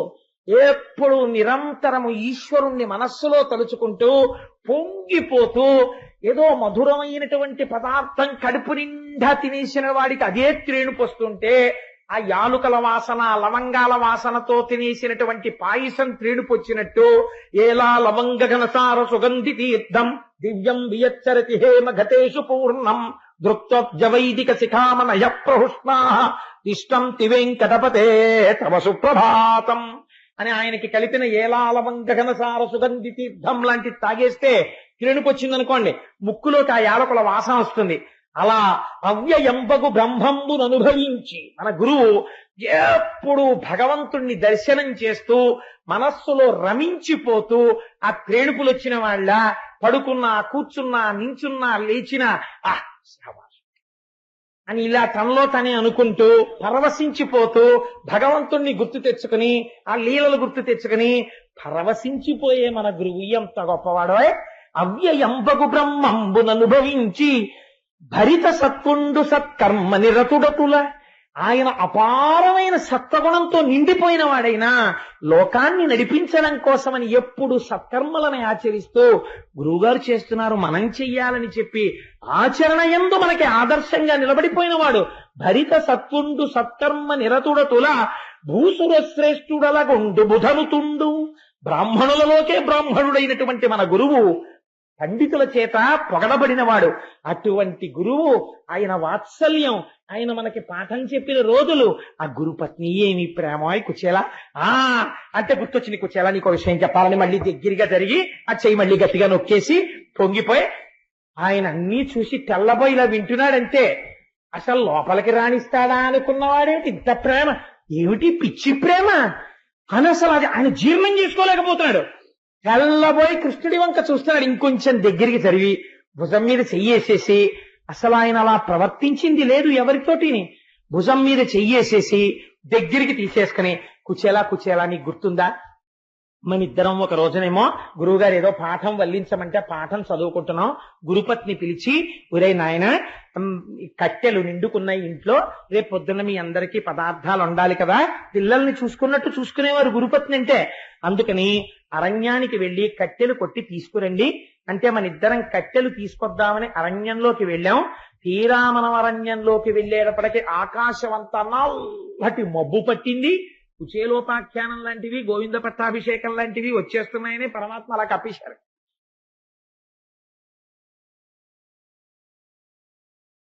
కాబట్టి ఆ నల్లటి మబ్బు పట్టి చీకటిగా అయిపోయింది. బ్రహ్మాండమైన వర్షం, ఏనుగు తొండము ఎంతలా ఉంటుందో అంతటి ధార పడిపోయింది. పల్లం లేదు, మిట్టా లేదు, ఏమీ తెలియకుండా జలంతో నిండిపోయింది అరణ్యం. మనకి దారి తెలియలేదు. ఆ కటిక చీకటిలో దారి తప్పిపోయి ఎటో వెళ్ళిపోయాం మనం. తెల్లవారిపోయింది. ఈలోగాను వర్షం తగ్గిపోయింది. మనం ఎక్కడున్నావా అని మనం వెతుక్కుంటున్నాం. ఇంతలోకే అయ్యో పాపం, కట్టెల కోసం పిల్లలు, ఆయన ఏదో శనగలు తినేశాడు, మరణాలు తినేశాడు, కృష్ణుడికి పెట్టలేదు, ఇలాంటి పిచ్చ కథలు ఏవి భాగవతంలో చెప్పలేదు, పోతనామాక్షుల వారు చెప్పలేదు, వ్యాసుడు చెప్పలేదు. మహాభాగవతుడిని నింద చేసినట్టు అవుతుంది కూడా అలాంటి మాటలు అంటే. కాబట్టి మనిద్దరం కలిసి వెతుక్కుంటుంటే మన గురువు గారు మనని వెతుక్కుంటూ ఎదురొచ్చారు. అయ్యో పిల్లలు సాయంకాలం వెళ్ళారు, జాడలేరు, ఏమైపోయారో అని ఓ కుచేలా, ఓ కృష్ణ అని వెతుక్కుంటూ వస్తున్నారు. మనం గురువు గారిని చూసి గురువుగారు అని ఎదురుగుండా పరిగెత్తుకుంటూ వెడితే గురువుగారు మన ఇద్దరిని చూసి రెండు చేతులతో కౌగలించేసుకుని కటకట ఇట్లు మా కొరకు కాపచరించి ఈ మహాటవిన్ సముత్కట పరిపీడనుందితిరి మీ రుణము తీరుటకిది కారణంబు. విస్ఫుట ధన ధాన్య బంధు దార పుత్ర బహుపుత్ర జయాయు విభూతులు పొందుదిరన్నడు అని వరణించాడు. ఇది గురువాక్యం అంటే. గురువు అంటే ఎంత పొంగిపోతున్న మనస్సుతో ఉంటాడో చూడండి. అంతేకాని గురువు అంటే ఓహో శాసనం చేసేసి బెంగెట్టుకునేటట్టు హడిలిపోయేటట్టు ఉండడు. ఎంత ప్రసన్నంగా వెన్నపూస ఎలా ఉంటుందో గురువు హృదయం అలా ఉంటుంది. ఆయన అన్నాడు కటకట, అయ్యయ్యో పిల్లలారా, ఆవిడ చెప్పిందని మీరు అడవిలోకి వెళ్ళిపోయారా నాన్న? సముత్కట పద పరిపీడనుందితిరి, రాత్రంతా అడవిలో ఉండిపోయారా ఈ చీకట్లో? ఏం పులులు అరిచాయో, ఏ పావులు వచ్చాయో, దెబ్బలు తగలలేదు కదా అని ఒళ్ళంతా తడివి చూసి వాళ్ళు మన ఇద్దరిని కౌగిలించేసుకుని దగ్గరికి తీసుకుని కన్నులంబట నీరు పెట్టేసుకుని కళ్ళు తుడిచేసుకుని మీ రుణము తీరుటకిది కారణంబు, మీరు నాకు ఇంకా గురుదక్షిణ ఏమీ ఇస్తాననకండి, రూపాయి కూడా వద్దు. ఎందుకంటే వెళ్ళిపోయే ముందు అడుగుతారు, మాట వరసకు అడుగుతారు, గురువు గారు మీకు ఏమన్నా దక్షిణ ఇవ్వమా అంటారు. ఏం అక్కర్లేదురా, మీరు నేర్చుకున్నది చాలంటాడు గురువు. ఆ మాట కూడా మీరు అనకండి. ఎందుకో తెలుసా? మీరు నాకు దక్షిణ ఇచ్చేశారు. ఎందుకు ఇచ్చేశారో తెలుసా? నా మాట కోసం రాత్రంతా అడవిలో ఉండిపోయారా నాన్న మీరు? అందుకని మీ రుణము తీరుటకిది కారణంబు. విస్ఫుట, మీరు నా కోసం, గురువు గారి మాట కోసం ఒక రాత్రంతా కట్టెల కోసం ఇంత కష్టపడ్డారు కాబట్టి మీకు అపారమైనటువంటి ధనము, ధాన్యము, బంధువులు, భార్యలు, పుత్రులు, అనేక రకములైన విభూతులతో మీరు శోభిల్లెదరుగాక అని ఆశీర్వచనం చేశాడు. ఏమి ఉదారుడయ్యా మన గురువు పుచ్చేలా. అటువంటి గురువు ఆయన దగ్గర చదువుకుని కదా మనం ఈ స్థితికి వచ్చాం. ఏం అదృష్టం అయి కుచేలా అని దగ్గరికి తీసుకుని ఏమడిగాడయ్యా మన్ని? ఎప్పుడైనా మన్ని నాకేం తెస్తారా మీరు రాజధానికి వెడితే అని మన అడిగాడా? మనం ఇంటికి వెడుతున్నప్పుడు నాకేం తెచ్చారా అని అడిగాడా? అయ్యో మీరు 4 రోజులు కనపడకపోతే నాకు బెంగగా అనిపించింది, రా రండి అని భార్యని పిలిచి కుచేలుడు కృష్ణుడు వచ్చాడు, ఆ కృష్ణుడికి వెన్నముద్దేశి పెట్టి అన్నాం అన్నాడు తప్ప నాకేం తెచ్చావురా అని అడగలేదురా. ఎప్పుడు అడగడం తెలియని వాడు రా మన గురువు, మనకి పెట్టినవాడు. కుచేలా, ఆ గురువు గారిని తలుచుకుంటే ఎంత సంతోషంగా ఉంటుందో అని. కుచేలా అలా అంటే నాకు ఒక గొప్ప విషయం గుర్తొచ్చింది. అలా ఎవరి దగ్గరకైనా విడితే ఏమైనా పట్టుకెళ్లాలంటుండేవారు కదా మన గురువు గారు. నువ్వేమి ఇవ్వమే, ఇంత ప్రేమగా నా దగ్గరికి వచ్చిన వాడివి నాకేదో తెచ్చే ఉంటావు, నువ్వు ఏమీ తేకుండా ఎందుకు వస్తావు? ఏదో తెచ్చటో, ఏం తెచ్చావో చెప్పవాయ్ అని గబగబా తడివేస్తున్నాడు. సిగ్గుపడిపోయాడు కుచేలుడు. ఏమనిస్తాడు? లక్ష్మీనాథుడు ఆయన, అంతటి ఐశ్వర్యవంతుడు ఆయన. ఆయనకి తానేమిస్తాడు? తిరిగిపోయినటువంటి ఉత్తరీయానికి వెనకనున్నటువంటి ముక్కలో ఇన్ని అటుకులు మూట కట్టున్నాయి. ఆ మూట కట్టి ఉన్నటువంటి అటుకుల వంక చూసి కృష్ణుడు అన్నాడు, తెలుసు తెచ్చాడు అటుకలని. దళమైన పుష్పమైనను ఫలమైనను సలిలమైన బాయని భక్తిన్ పొలిచిన జనులర్పించిన ఎలమిన్ రుచి రాన్నముగ నేను భుజింతున్ అన్నాడు. కుచేలా, చాలా ఐశ్వర్యవంతుణ్ణని నాకు చాలా మంది కానుకలు పట్టుకొచ్చి ఇస్తుంటారు. నీకు ఇంకోటి తెలుసా? ఈ మధ్య నేను గురువునయ్యాను, నన్ను జగద్గురు అంటుంటారు. జగద్గురు అని నన్ను చాలా మంది నమస్కారాలు చేస్తారు, చాలా మంది పట్టుకొచ్చి ఏవేవో ఇస్తుంటారు. అవన్నీ నేను తింటాను అనుకున్నావా? నేనేం నోట్లో వేసుకోను. ఎందుకు వేసుకోనో తెలుసా? నాకొక రహస్యం తెలుసు. వాళ్ళందరూ నా యందు ప్రీతితో నేనే తినాలని తెచ్చినవి కావు. నాకున్నాయన్న ఆడంబరానికి తెచ్చిచ్చిన వాళ్ళు ఉన్నారు. నేను ముట్టుకోనోయ్. నేను ముట్టుకునేవి ఏమి ముట్టుకుంటానో తెలుసా? దళమైన పుష్పమైనను, ఒక ఆకు, ఒక పువ్వు, ఒక పండు, సలిలమైనను ఇన్ని నీళ్లు భక్తితో పట్టుకొచ్చి ఎవరైనా ఇస్తే ఇలమిన్ రుచిరాన్నముగా నేను భుజింతున్, పాయసాన్నం తిన్నట్టు తింటాను అవి కుచేలా. నేను భక్తితో తెచ్చిన దానికి అంత పెద్దపీట వేస్తాను అవి. అంతేకాని ఆడంబరానికి తెచ్చిన వాటిని తీసి పక్కన పెట్టేస్తాను, దాని వంక కూడా చూడను. వాళ్ళకి తెలియదు నేను తెచ్చానని తెస్తూ ఉంటారు అని. ఎంత చిత్రమైన మాట అన్నాడో చూడండి కుచేలా. నేను ఈ విషయంలో నీకు ఒక మాట చెప్పాలనుకుంటున్నాను. అసలు యజ్ఞం చేసిన వాళ్ళకన్నా, యాగం చేసిన వాళ్ళకన్నా, పెద్ద పెద్ద పూజలు చేసిన వాళ్ళకన్నా నాకు ఎవరంటే ఇష్టమో తెలుసా? గురువు గారి మాటకి కట్టుబడిపోయే వాళ్ళంటే నాకు ఇష్టం. నేను అలాంటి వాళ్ళని చాలా ఇష్టపడతాను కుచేలా. మనకి కుచేలుణ్ణి అడ్డు పెట్టి లోకానికి బోధ చేశాడు స్వామి. చేసి ఒక మాట అన్నాడు, నువ్వు నాకేదో కానుక తెచ్చుంటావో, ఇంత ప్రీతిగా ఇంత దూరం వచ్చిన వాడివి, కృష్ణుడు కృష్ణుడు కృష్ణుడని వచ్చి నాకేమీ తాకుండా ఉంటావా? కాబట్టి తెచ్చే ఉంటావు. ఇవ్వట్లేదు నాకు. నువ్వు ఇవ్వకపోతే నేను పుచ్చుకోనేటి? నువ్వు స్నేహితుడివి, నీ దగ్గర నాకు చొరవలేదా? నేనే పుచ్చేసుకుంటానని తడిమాడు. తడిమితే ఇక్కడ చిన్న మూట తగిలింది. తెచ్చావు తేనట్టుగా చెప్తామే అని దాన్ని ఇలా లాగాడు. లేకపోతే అదో ఇంత మూట. ఆ మూట జాగ్రత్తగా విప్పాడు. కొంచెం గట్టిగా విప్పితే చిరిగిపోయి కింద పడిపోతాయి అటుకులన్నీ. పాపం ఆయన కట్టుకున్న వస్త్రం అటువంటిది. ఆ మూట విప్పి దోసిట్లోకి తీసుకున్నాడు.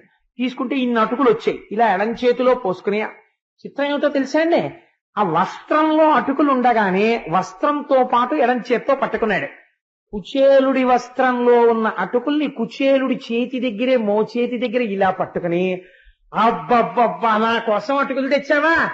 ఎంత ఇష్టమో అటుకులంటే నాకు. ఇవాళ అటుకులేలా ఉంది ప్రసాదం. బహుశా అటుకులు నాకు ఎంత ఇష్టమో తెలుసా కుచేలా? ఇది మనసరిగిన స్నేహితుడంటే. మరి చెప్పవే బడాయి దాచేసి అని మురహరుడు పిటికెట తొక్కుల కర్రమొప్పగా నారగించి కౌతూహలియై మరి యొక్క పిడికెడు కొన్న కర్రమప్పుడు పట్ట కమల కర్ర కమలమునన్. ఏటి పోతన గారి పద్యాలండి, పొంగిపోయారు మా పోతన గారు అది రాయడంలో. ఇలా ఆ బట్టలో ఉన్నటువంటి అటుకులు ఓ గుప్పెడు తీసుకుని, కుచేలా నువ్విచ్చిన ఈ అటుకులతో 14 బ్రహ్మాండములు తృప్తి పడిపోతున్నాయి, అంతటా ఆయనేగా ఉన్నాడు అని నోట్లో పోసుకున్నట్టు ఇలాగా పోసుకునేటప్పటికి 14 భువన భాండములలో ఉన్న సమస్త జీవరాశులు బ్రేవ్ మంత్రించి తేంచి ఇంకా ప్రీతి ఆగక ఇంకొక పిడికెడు తీసి మళ్ళీ పోసుకుంటున్నాడు. ఆయన చూసింది రుక్మిణీదేవి. కభాల వచ్చి కర్రమప్పుడు పట్ట కమల కర్ర కమలమునన్. ఆ కమలమ్మ గారు వచ్చి ఠక్కన పట్టుకుని చెయ్య పట్టుకుని, నారాయణ చాలు మీరు తిన్నది, ఇక తినకండి. ఎందుకు తినద్దానాలి? ఒక్క గుప్పెడు మీరు తింటే ఇహలోకమునందు 10 తరాలు తినడానికి కావలసిన ఐశ్వర్యము, భక్తి, జ్ఞానము, మోక్షము అన్ని ఇచ్చేశారు కుచేలుడికి. ఇంకొక పిడికెడు మీరు నోట్లో పోసుకుంటే నన్ను మిమ్మల్ని కూడా దాసుల కింద ఇచ్చేస్తారు కుచేలుడికి. చాలింకా టక్కని చేయబట్టుకుంది. నాకు తెలుసు, నిత్యానపాయనీం నిరవద్యాం దేవదేవ దివ్య మహిషీం. ఆ తల్లికి తెలియందే ఉంటుందండి. చేయి పట్టుకుంది. పట్టుకుంటే కృష్ణుడు పెద్ద నవ్వు నవ్వి ఆ అటుకులు మిగిలిన వాళ్ళకి అందరికీ ఇచ్చి, ఇవి మీరు తినేసి మిగిలినవి అయ్యప్ప స్వామి గుళ్ళో పాల్గొన మాసంలో జరిగే కుచేలోపాఖ్యానంలో ప్రసాదంగా పంచిపెట్టేయండి. ఇవాళ పంచిపెట్టేస్తాం. కాబట్టి యద్భావం తద్భవతి. మనం ఎలా భావన చేస్తే అది అలాగే ప్రసాదం అవుతుందండి. కాబట్టి ఇవాళ మనకి కృష్ణ పరమాత్మ చేతి అటుకులు వస్తున్నాయి ప్రసాదం అని ఆ ప్రసాదం పుచ్చుకున్నాడు. ఇక్కడే ఒక గమ్మత్తు ఉంటుంది. అంత బ్రహ్మజ్ఞాని కదా. కుచేలుడికి అటుకులు ఎందుకు ఇచ్చాడు పరమాత్మ? మరి ఎందుకు తీసుకున్నాడు అటుకులంటే ఆయనకి తెలుసు ఒక విషయం. పోతన గారు భాగవతంలో దీన్ని స్పష్టంగా రాశారు వచనంలో. గత జన్మలలో కుచేలుడు అపారమైనటువంటి ఈశ్వర భక్తితో ఎన్నో సేవలు చేశాడు. ఎన్ని సేవలు చేసినా ఎన్నడూ కూడా తన మనస్సులో ఈ కోరిక నాకు తీరితే బావుణ్ణు అన్న కోరిక మాత్రం లేదు. ఈశ్వరుడి సేవ చెయ్యడమే తన జీవితానికి ధన్యమని చేశాడంతే. దానివల్ల బ్రహ్మజ్ఞాని అయ్యాడు తప్ప ఆయనకి మనస్సులో మాత్రం కోరిక లేదు. నేను సేవింపగా నాపదల్బడమని నిత్యోత్సవం బబ్బని జనమాతృండనని సంసార మోహంబు పైకొనని జ్ఞానము కల్గని గ్రహగతులు కుందింపని మేలు వచ్చిన రాణి అవి నాకు భూషణములే శ్రీకాళహస్తీశ్వర అంటాడు దుర్జటి. అలా ఇంత దరిద్రం అనుభవిస్తున్నా ఈశ్వరుణ్ణి సేవించి ఐశ్వర్యం పొందుదామన్న భ్రాంతి కుచేలుడికి లేదు. కానీ ఆయనతో పాటు సహధర్మచారిణి అయినటువంటి ఆయన భార్య అడిగింది ఐశ్వర్యం కావాలని. మహాభక్తుల యొక్క కోరిక తీర్చకుండా ఉండలేడు. ఇంత ప్రేమగా ప్రవర్తించినా కుచేలుడు మాత్రం నాకు ఇది కావాలి అని అడగలేదు. కుచేలుడు అడగకపోయినా కుచేలుడికి ఐశ్వర్యం ఇవ్వాలి. ఐశ్వర్యం కావాలని కుచేలుడు చేసింది లేదు. అని కుచేలుడి భార్య ఇచ్చిన అటుకులున్నాయి. ఆవిడ కోరిక తీర్చాలి. ఇప్పుడు ఎంత వింటాడో చూడండి ఆయన మొరలు.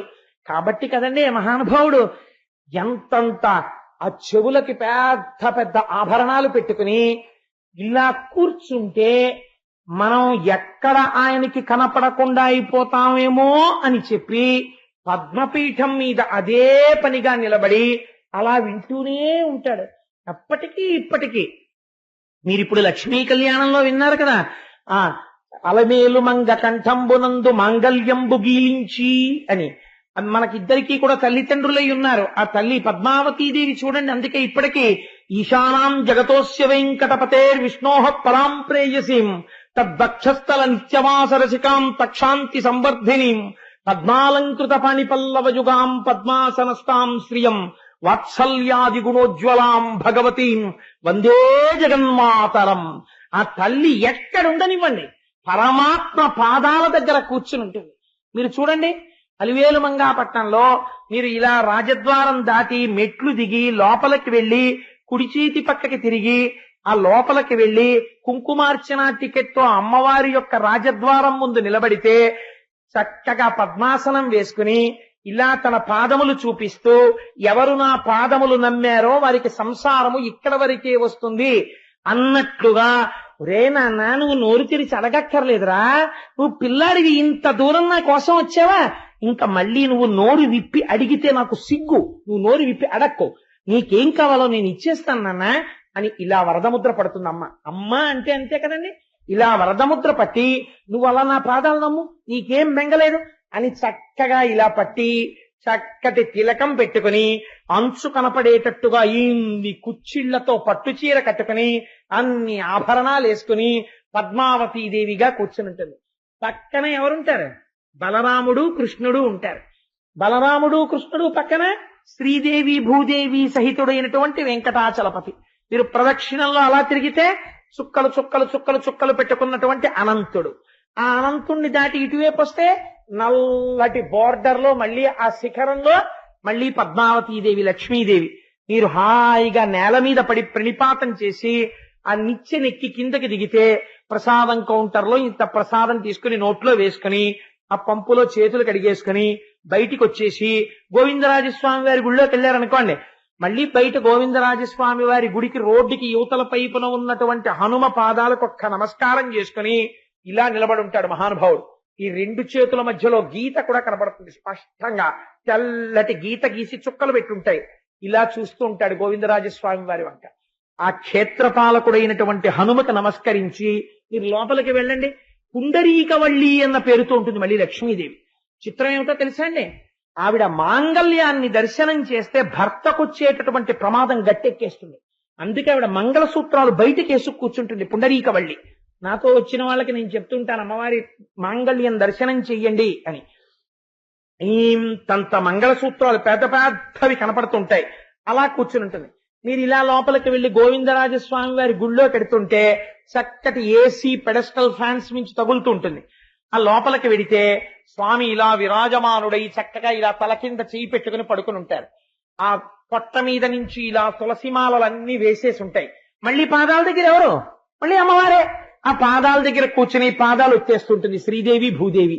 మధుకైటభులన్న రాక్షసులు, ఆ నాభికమలంలోంచి చతుర్ముఖ బ్రహ్మగారు. మళ్ళీ మీరు ఇలా దిగొచ్చారనుకోండి, మళ్ళీ ఎవరు? కృష్ణ పరమాత్మ చక్కగా నందక ఖడ్గం పెట్టుకుని ఆయన కూర్చుని ఉంటాడు. ఇలా దిగి మీరు వచ్చారనుకోండి, గొల్ల కంపు గొల్ల బుట్ట గొల్ల కొప్పు వేసుకుని ముందు మదకళిత్తు నోడాల తోల్వళియం నంద గోపాలం మరుమగళే నిప్పిన్నాయ్ కందం కమలం కళలి కడైత్తిరవాయ్ వంద ఎంగం తోళియలై తనుగాన్ మాధవి పందల్ మేల్ పల్కాల్ పీలి అంగన్ కువినగాన్ வந்தார் விரலிவன் மைத்துனன் பேர்ப்பாடா చందామరైక్యయాల్ చీరాల్ వளைయొళిప్ప వంద తిరవాయి మగిలిందు ఏడో రెంబావాయి అని 18వ పాశురంలో తిరుప్పావైలో అడుగుతుంటాం కదా. అటువంటి చేతులతో ఆ తల్లి గోదాదేవి అక్కడ నిలబడి ఉంటుంది. దాటి అలా ముందుకెడితే శ్రీదేవి భూదేవి సహితుడైనటువంటి శ్రీ వెంకటేశ్వరుడు. ఆయన్ని దర్శనం చేసుకుని మీరు బయటికి వచ్చి, వాళ్ళ శనివారం కదండి, నా మనస్సు వెళ్ళిపోయింది, ఆ కోరిక తీర్చేసుకుంటున్నా, అసలు రహస్యం అది.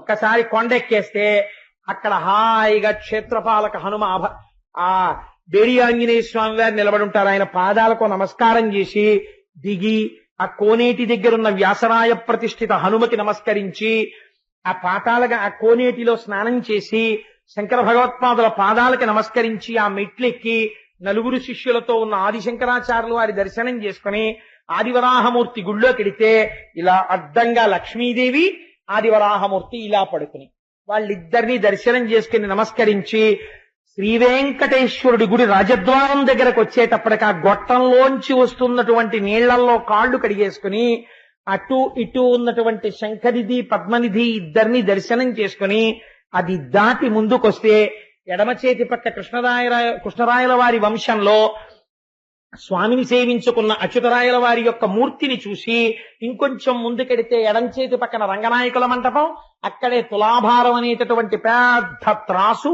కుడి చేతి పక్కన అద్దాల మంటపం, దాని నిండా అద్దాలు, అందులో ఉన్నటువంటి ఊయల, చిన్న చిన్న చతురస్రాల లాంటి గళ్ళు, అందులోంచి లోపలికి కనపడుతున్నటువంటి ఆ అద్దాల మంటపం, అది దాటితే పెద్ద ధ్వజస్తంభం, దానికి కట్టినటువంటి దర్భలు, ఈశాన్యం మూల ఉన్నటువంటి క్షేత్రపాలక శిల, అది దాటి క్యూ తాడుకిటు పక్కకెళ్లేటప్పటికి పెద్ద పెద్ద మెట్లు, ఆ మెట్ల దగ్గర పెద్ద మెట్టుకో నమస్కారం చేసి ఇలా ఎదురుగుండా చూడగానే అద్దాల పేటికలో ఇలా పడుకున్నటువంటి ఆ శ్రీరంగనాథుడు, ఎడమ పక్కకి తాళ్ళలోంచి వెళ్ళగానే చిన్న గుడి, అందులో కంచి వరదరాజస్వామి, ఆ వరదరాజస్వామికి ఒక నమస్కారం చేసుకుని ఇలా తిరిగి ఆలయం లోపలికి వెళ్ళగానే ఓం నమో నారాయణాయ అనో లేకపోతే ఓం నమో వెంకటేశాయ అనో వినపడుతుంటే ఆ గడప దాటి లోపలికి వెళ్లి ఆ పక్కన ఇలా రెక్కలు విప్పుతున్నటువంటి గరుత్మంతుణ్ణి చూసి ఒక్క నమస్కారం చేసి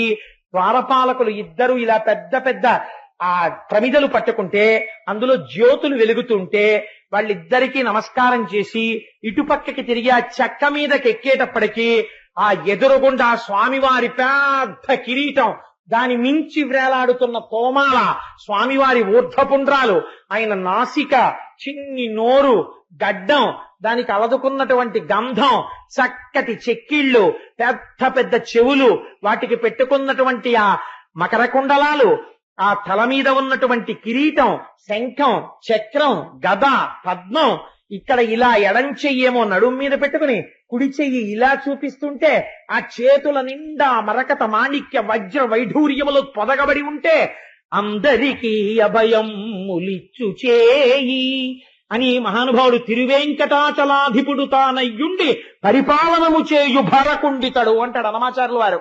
అటువంటి చెయ్యి, ఆ చెయ్యి మెరిసిపోతూ ఇలా చూపిస్తుంటే బలిష్టమైన తొడలు కొద్దిగా ఇలా పక్కకి వంగి చక్కటి పట్టు పంచ, ఇంత అంచు, నందక ఖడ్గం, ఆ వేలాడుతున్నటువంటి సాలగ్రామ మాలలు, అమ్మవార్లకి అలంకారం చేయబడి వక్షస్థలంలో శ్రీదేవి భూదేవి, ఆ క్రిందకి వస్తే మోకాళ్ళు, ఆ మోకాళ్ళకి పెట్టబడినటువంటి పెద్ద పెద్ద అలంకారాలు, ఆ పాదాలకి కనపడేటటువంటి మంజీరములు, పాదముల మీద ఉన్నటువంటి వెండి తొడుగులు, ఆ తొడుగుల మీద పూజ చేయబడినటువంటి తులసి, రెండు వేపుల నుంచి వచ్చేటటువంటి దీపాల కాంతి, పక్కన అరుగు, అరుగు మీద సీతారాములు, కృష్ణుడు, మానసికంగా లోపలికి వెళ్లి వెంకటేశ్వర స్వామి వారి పాదాల మీద శిరస్సు పెట్టేసి ఆ తులసి యొక్క వాసనని ఆఘ్రాణించి మత్తెక్కిపోయి స్వామి నీ అంబుజోదర దివ్య పాదారవింద చింతనామృత పాన విశేష మత్త చిత్త మేరీతి ఇతర విషయంబు చేరనేర్చు వినుత గుణశీల మాటలు వేయునేలా అంటూ ఆయన పాదాలు గట్టిగా పట్టుకుని నమస్కరించి ఆయన కాళ్ళొత్తి స్వామి ఎప్పటి నుంచి ఇలా నిలబడ్డావో మా అందరి కోసం అనుకుని ఆ స్వామి తన చేతులు గల్లుమంటుండగా కంకణాలతో ఒక లడ్డు ఇస్తే అది నోట్లో వేసుకుని వెనక్కి తిరిగి చూస్తూ నడుస్తూ గోవిందా గోవిందా ఆయన వంక చూస్తూ అడుగులు వెనక్కి వేస్తూ వచ్చి రాజద్వారం దాటితే కుడి పక్కన ఘంటామంటపం, పెద్ద పెద్ద గంటలు దాటి ఇటు కుడి పక్కకి తిప్పితే వైకుంఠ ద్వారం.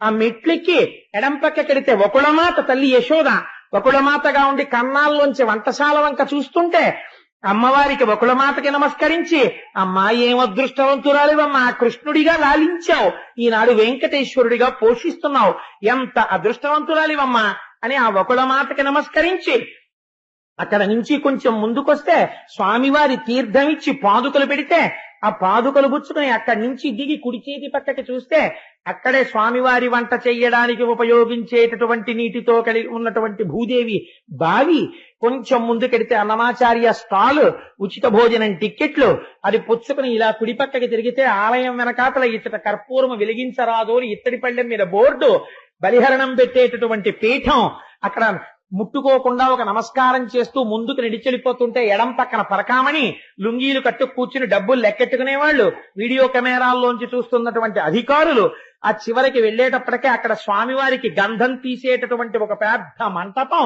నిలువుగా పెట్టబడిన గంధపు చెక్కలు, దాని మీద సాన పట్టేటటువంటి గంధపు చెక్కలు, అవి దాటి కొంచెం అరుగు నుంచి ఇలా వచ్చి మెట్ల నుంచి చూస్తే ఎదురుగుండా ఆ గోపురంలో విమాన వెంకటేశ్వరుడు, ఇటు గరుత్మంతుడు, అటు ఆంజనేయ స్వామి, ఒక నమస్కారం పెట్టుకుని మెట్లు దిగి ముందుకెడితే ఇటు పక్క అన్నమాచార్యుల వారి భాండాగారం, కింద తాళం వేసి ఉంటుంది గొళ్ళానికి, అటు వెడితే రామానుజాచార్యుల వారు శ్రీవారి బొక్కసం అంటే స్వామివారి యొక్క ఆభరణాలు ఉండేటటువంటి గది, అది దాటిన తర్వాత భగవద్ రామానుజులు ఉండేటటువంటి గది, అక్కడికి వెళ్లి రామానుజులకు నమస్కరించి యోగ నరసింహస్వామి ఇలా కూర్చునుంటే ఆ నరసింహస్వామికో నమస్కరించి అక్కడి నుంచి ప్రదక్షిణం చేసి మెట్లు దిగిపోయి రంగనాథుడి దగ్గర సాష్టాంగం చేసి కొద్దిగా ఇటు వస్తే హుండీలో ఓ 1000 రూపాయల కట్టోటి పారేసి, మానసికమే కదండి, హుండీ చుట్టూ తిరిగి ఆ గోడ దగ్గర ఉండేటటువంటి లక్ష్మీదేవి పాదాలు పొడుగైన వాళ్ళకే అందుతాయి, ఇంతంత చేతులెత్తి ఇలా అమ్మవారి పాదాల మీద చేతులు పెట్టి లక్ష్మీదేవికి నమస్కరించి,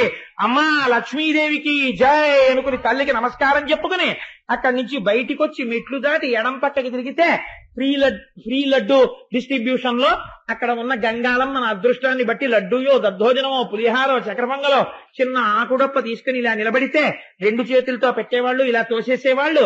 అప్పుడు చక్కగా అందులో చక్రపొంగలో దొరికితే అక్కడ ఉన్నటువంటి నూతి దగ్గర నించుని స్వామివారి శ్రీవారి వంటశాల పక్కన నిలబడి తెల్లవారకట్ట ఆ ప్రసాదం తినేసి ఆ పంపుల దగ్గర చేయగడిగేసుకుని ఆ నీళ్లు తాగేసి అప్పటి వరకు స్వామివారు బయటికి వస్తే వెలిగించి తీసుకొచ్చేటటువంటి పెద్ద పెద్ద కాగడాలు ఆరిపోయినవి చిన్ని చిన్ని మంటలతో అక్కడ ఉంటే జిడ్డు మీద జారిపోకుండా వాటర్ జెట్స్ తో నీళ్లు కొడుతుంటే ఆ తడిసిపోయిన చోట పంచ పైకి పట్టుకుని ఎడం పక్కకొచ్చి స్వామివారి గడ్డానికి తగిలిన గుణపాన్ని పైన గోడకి తగిలించి ఉంటే చూసి మళ్ళీ ఓసారి వెనక్కి తిరిగి గోవిందా గోవిందా పునర్దర్శనమిమ్మని ఆ రాజద్వారం మెట్టు దాటి బయటికి వచ్చి ప్రసాదం తీసుకుని ఆ స్వర్ణ తేరు ఉండేటటువంటి ఆ పెద్ద గది దగ్గర నుంచి శిఖరం వంక చూసి మళ్ళీ ఎప్పుడు లోపలికి వస్తానో వెంకటేశ్వర వచ్చేస్తున్నావో వారం రోజుల్లో అని మనసులో అనుకుని పొంగిపోతే ఇది చాలదా చిత్తంలో తలుచుకున్నది. వెంకటాచలం వెళ్ళిన వాడు ఎంత ఫలితాన్ని పొందుతున్నాడో ఇలా దర్శించిన వాడు పొందుతున్నాడు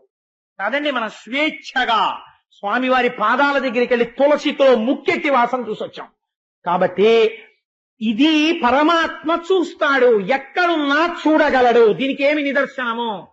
ఆ తల్లి పరమాత్మ ఉన్నాడు, మన కోరిక తీరుస్తాడని ఇన్ని అటుకులు ఇచ్చింది.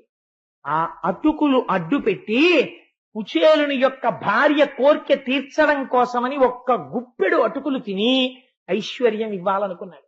కుచేలుడు అడగలేదు, కృష్ణుడు చెప్పలేదు. బ్రహ్మజ్ఞాని అసలు కుచేలుడు ఏమీ అడగలేదు నాకిమ్మని, కృష్ణుడు నేను ఇచ్చానని చెప్పలేదు. ఆ రాత్రి చక్కగా ఇద్దరూ కలిసి పలహారం చేసి మెత్తటి హంసతూలికా తల్పం మీద కుచేలుణ్ణి పడుకోపెట్టి ఆయన నిద్రపోయే వరకు కాళ్ళొత్తి కృష్ణ భగవానుడు ఏమై కుచేలా చెప్పవాయి మీ అబ్బాయి ఏం చేస్తుంటాడు నీ పోలికేనా అని ఆయనతో మాట్లాడితే ఏం విచిత్రం ఇవాళ బయటికి వెళ్ళలేదు. అలా ఆయనతో కబుర్లు వనల్లిపోతున్నారు. అయ్య బాబోయ్ ఇదేమిటో ఇంత ప్రీతి ఏమిటో ఇదెక్కడ స్నేహితుడో అని రుక్మిణీదేవి కూడా ముక్కు మీద వేలేసుకునేటట్టుగా సంతోషించి కళ్ళిలా పడిపోతుంటే ఆయన ఏదోట అని కుచేలుడు అంటే, నీకు నిద్ర వస్తున్నట్టుందో కుచేలా పడుకో అని చెప్పి వచ్చి హంసతూలికా తల్పం మీద తాను నిద్రపోతే తెల్లవారుజామున లేచి కాలకృత్యాలు తీర్చుకుని సంధ్యావందనం చేసుకుని మళ్ళీ తనకున్న మాసు బట్టలే కట్టుకుని కృష్ణా నేను వెళ్ళొస్తాను అంటే, అయ్యో నువ్వు స్నేహితుడివి, నువ్వు వెడుతున్నప్పుడు నేను మర్యాద అక్కడ వరకు వచ్చి దిగబెట్టాలని, ఎక్కువ దూరం దిగబెట్టకూడదు, తక్కువ దూరం దిగబెట్టాలి. అందుకని కొద్దిగా గడప దాటి బయటికి వచ్చి దిగబెట్టి లోపలికి కృష్ణ పరమాత్మ వెడితే ఆ నడిచి వెళ్ళిపోతున్నటువంటి కుచేలుడు అనుకున్నట్ట, ఏమి నా భాగ్యం, ఏ పరమాత్మ యొక్క దర్శనాన్ని కొన్ని కోట్ల మంది అడుగుతారో వాడితో కలిసి కూర్చున్నానా, వాడు నా చేతులు పట్టుకున్నాడా, ఓయ్ కుచేలా అని దగ్గరికి జరిగాడా, ఇలా నా ఒళ్ళు తడిని అటుకులు తిన్నాడా, రుక్మిణీదేవిని తినమన్నాడా, వాళ్ళందరూ కళ్ళకద్దుకు తిన్నారా, నా కాళ్ళు కడిగాడా, ఏమి సౌజన్యం నా సఖుడిది, ఏమి ఆనందం, ఇంకింతకన్నా నాకు జీవితంలో ఏం భాగ్యం కావాలి అనుకున్నాక గుర్తొచ్చింది, మా ఆవిడ డబ్బుల కోసం పంపించింది కదా. అప్పుడు అనుకున్నాడు, అదేమిటి నేను అడగడం ఏమిటి, ఇన్ని అడిగిన వాడు నా బట్టలు చూసైనా ఇవ్వద్దు. ఇప్పుడు గుర్తొచ్చింది ఎందుకు ఇవ్వలేదు. శ్రీనిధి ఇట్లు నన్ను పచరించి ఘనంబుగ విత్తమేమియున్ ఈయక ఉండుటకు హేతువు జొతకంబయ్యే. ఎందుకు నాకు డబ్బివ్వకుండా నన్ను పంపించేశాడో నాకు ఆ కారణం ఇప్పుడు అర్థమైంది. ఎన్న దరిద్రుడు సంపదాంధుడై ఆనక తన్ను కానడని కాక శ్రితార్తిహరుండు, ఆయన సమస్త వస్తు పరిపూర్ణునిగా నన్ను చెయ్యకుండునే. ఇంత దరిద్రంలో ఉన్నాను కాబట్టి నాకెప్పుడు ఆ కృష్ణుడు గుర్తుంటున్నాడు. ఒకవేళ నాకు ఐశ్వర్యం ఇచ్చేస్తే ఆయన్ని మర్చిపోయి పాడైపోతానేమోనని దరిద్రమే ఉంచి ఆయన నా మనస్సులో ఉండేటట్టుగా నాకు వరం ఇచ్చాడనమాట. అబ్బా ఏమి కృష్ణుడు అని పొంగిపోయాడు ఇంకోసారి. ఇది కుచేలోపాఖ్యానం అంటే. ఎంత మహాత్ముడో చూడండి కుచేలుడు. అటువంటి కుచేలుండి పట్టుకుని అటుకులు తినేశాడు, దరిద్రం వచ్చింది. ఎక్కడ తీసుకొస్తారో తెలియదు ఈ కథలో. ఆ కుచేలుడు శ్రీనిధి ఇట్లు నన్ను పచరించి, అందుకని నాకు ధనం ఇవ్వలేదు అని నాకు అర్థమైంది. ఎన్న దరిద్రుడు సంపదాంధుడై ఆనక తన్ను చేరడని కాక శ్రితార్తిహరుండు సత్కృపాంబోనిధి సమస్త వస్తు పరిపూర్ణునిగా నన్ను చెయ్యకుండునే. ఆయనే తలుచుకుంటే నిజంగా నాకు ఇవ్వాలి అనుకుంటే ఐశ్వర్యం ఇవ్వలేడు. కానీ నేను ఇలాగే ఉండి నిరంతరము భగవంతుణ్ణి స్మరించాలి అని నన్ను ఇలా ఉంచి ఉంటాడు అని అనుకున్నాడు. ఈశ్వరుడి పట్ల ఒక్కసారి ప్రేమతో ఇన్ని అటుకులిస్తేనే అంత ఐశ్వర్యం ఇస్తే గోవింద పట్టాభిషేకంలో ఆలయ కమిటీ వారు చెయ్యలేక కాదండి పాయసాన్ని. మీ అందరూ పరమభక్తితో విన్నారు. రేపటి రోజు ఉదయం నీకు తోచింది ఇంత పంచదారో, ఇన్ని పాలో, ఇంత జీడిపప్పో, 2 యాలుక్కాయలో ఎవరికి తోచింది వారు వేస్తే ఆ పదార్థాలతో అందరం కలుపుకు తిన్నాం. ఏమో ఇందులో ఏ మహాభాగవతులున్నారో ఎవరి చేతిలో పడింది కలిపి అది మహాప్రసాదం అవుతుందో, అందరి చేతులతో పడింది అందరం పంచుకు తిందామండం వెనకాతల రహస్యం అది. ఏమో ఇందులో ఎంత భక్తులున్నారో, ఆ ఎవరి చేతి పదార్థం పడితే పొంగిపోతాడో పరమాత్మ, అది తిని మనం ధన్యులమైపోతామో. అందరం కలిసి వండుకుని అందరం కలిసి తిందాం. అందుకని రేపు పాయసాన్నానికి అలా ఇమ్మని. ఇంకా పరమాత్మతో కలిసి సంతోషంగా ఆయన రథం వెనక నడిచి సువాసినులు ఆయనకి పరిమళ ద్రవ్యాలు జల్లుతుంటే ఎంత పొంగిపోతాడు నా తండ్రి. ఇంత సేవ, ఇంత పూనిక, ఇంత నమ్మకమా నా మీద అని ఎంత పొంగిపోతాడు. కుచేలోపాఖ్యానం విని మనం ఊరేగింపుకి వెళ్ళకపోతే మనం తప్పు చేసిన వారం అయిపోవండి. ఎందుకంత ధూర్తమాట మాట్లాడతావు? అలా ఉంటావు అనుకుంటున్నావా? నువ్వు అలా అనకూడదని మీరు అంటారని నాకు తెలుసు. అదో చాపల్యం, అందుకని అన్నానంతే. కాబట్టి సంతోషంగా కుచేలుడు తన ఊరు చేరుకున్నాడు. తన ఊరు చేరుకుని తన ఇల్లు ఉన్నటువంటి చోటుకి వెళ్లి చూశాడు. చూస్తే భానుచంద్ర ప్రభా భాసమానంబైన కాంతోపల భవనమును, బ్రహ్మాండమైనటువంటి సూర్యుడు చంద్రుడు ఏకకాలమునందు ప్రకాశిస్తే ఎలా ఉంటుందో అటువంటి సౌధం ఒకటి కనపడింది. ఏమిట్రా ఇంత గొప్ప సౌధం అనుకున్నాడు. కలకంఠ సుఖనీల కంఠ సముత్కంఠ మానిత పూజితోద్యానములను, ఆ సౌధమునకు చుట్టుపక్కలంతా పెద్ద పెద్ద ఉద్యానవనాలు, పెద్ద పెద్ద చెట్లు, ఆ చెట్ల మీద పక్షులు కలకూజితములు కూస్తున్నాయి. రత్నములు, వజ్రములు, వైఢూర్యములు, మాణిక్యములు, తాపడములు చేయబడినటువంటి అరుగులు, బంగారముతో నిర్మించబడినటువంటి గోడలు, స్తంభములు, మంచి మంచి సరోవరాలు, అందులో కారండవములు, హంసలు మొదలైన పక్షులు, కొన్ని లక్షల మంది పరిచారికలు, ఎక్కడ చూసినా రత్నాల రాసులు, ఎందరో అతిథులు వస్తున్నారు, భోజనం చేస్తున్నారు, అన్నదాత సుఖీభవ అని ఆశీర్వచనం చేస్తున్నారు, వెళ్ళిపోతున్నారు. కలకంఠ సుఖనీల కంఠ సముత్కంఠ పూజి మణిత కూజితోద్యానములను పుల్ల సితాంభోజ హల్లక కహ్లార. ఎన్ని చెట్లు, ఒక చెట్టు కాదు, రెండు చెట్లు కాదు, అనేకమైనటువంటి చెట్లు. దానితో పాటుగా అనేకమైనటువంటి ఆభరణములు ధరించి చీనాంబరములను కట్టుకున్నటువంటి సేవకీమణులు బయటకి లోపలికి తిరుగుతున్నారు. ఇదేమిట్రోయ్, 5 పైసలు ఆదాయం లేకపోగా ఒక్క పూరి గుడి చోటు ఉండేది. దాని స్థానంలో ఇంత పెద్ద స్థలం ఎక్కడిది, ఇంత పెద్ద సౌధం ఎక్కడిది అని ఆశ్చర్యపోయి ఈ సేవకీమణులెవరు, ఈ అల్లరంతా ఏమిటని కుచేరుడు ఆ ద్వారం దగ్గర నిలబడి చూస్తున్నాడు. ఇది చూస్తుంటే ఇటువంటి ఇల్లు ఎటువంటి మహాపురుషుడవుదో, ఇటువంటి ఇల్లు బహుశः ఇంకొకటి ఉంటుందని నేను అనుకోను. ఇది అభినవ లక్ష్మీ నివాసమగుచు, ఇది వైకుంఠంలో ఉన్న లక్ష్మీదేవి నివాసం తరువాత బహుశः ఇదే లక్ష్మీ నివాసం అయి ఉంటుంది. ఎటువంటి పుణ్యాత్ముడు ఉంటున్నాడో ఇందులో అనుకున్నాడు. ఆ పరిచారికలు గబగబా బయటికొచ్చి బంగారు పళ్ళెంలో ఆయన కాళ్ళు కడిగి ఆయనని మేళకాళాలతో లోపలికి రమ్మన్నారు. ఎవరిల్లు నేనెందుకని అడిగాడు. ఊరుకుందరు మీ ఇల్లే అన్నారు వాళ్ళు. తెల్లబోయాడు కూర్చోడు. నా ఇల్లు ఏమిటి, నాకెప్పుడుంది ఇంత ఇల్లు అన్నాడు. భార్య మహాపతివ్రత, కానీ తనకే తెలియదు ఆవిడ అలాంటి బట్టలు కట్టుకుని అన్ని నగలు పెట్టుకుంటే అలా ఉంటుందని. అటువంటి పట్టుబట్ట కట్టుకుని అన్ని నగలు పెట్టుకుని భర్త కనపడ్డాడన్న లజ్జతో పరమపాతివ్రత్యంతో ఎదురొచ్చి కాళ్ళకి నమస్కరించి శిరసు తాటించి ఆయన చేయి పట్టుకుని మెల్లమెల్లగా నడిపిస్తూ, మీరు అక్కడ స్వామికి ఏమిచ్చారో ఆయన ఏం తిన్నారో నాకు తెలియదు, కానీ ఆ మొదటి అటుకు నాలుక మీద పడగానే పూరి గుడిసె ఇలా అయిపోయింది, వీళ్ళు ఇలా అయిపోయారు.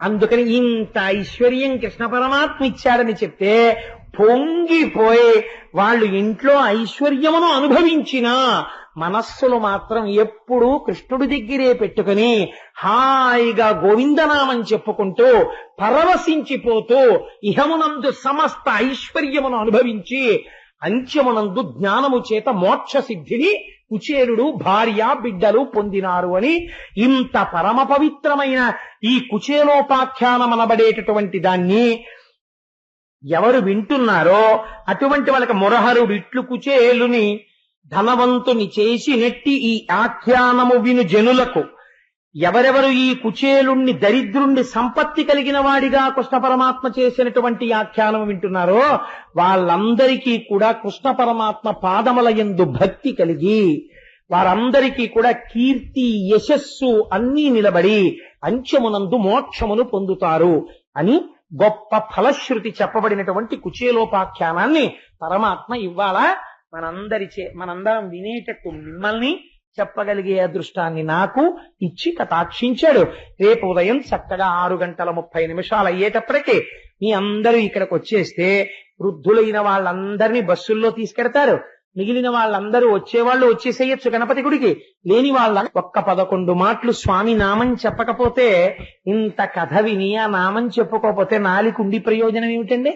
కాబట్టి స్వామి నామం చెప్పుకొని బయలుదేరదాం. నందనందన గోవింద గోవింద హరి గోవింద గోకుల నందన గోవింద.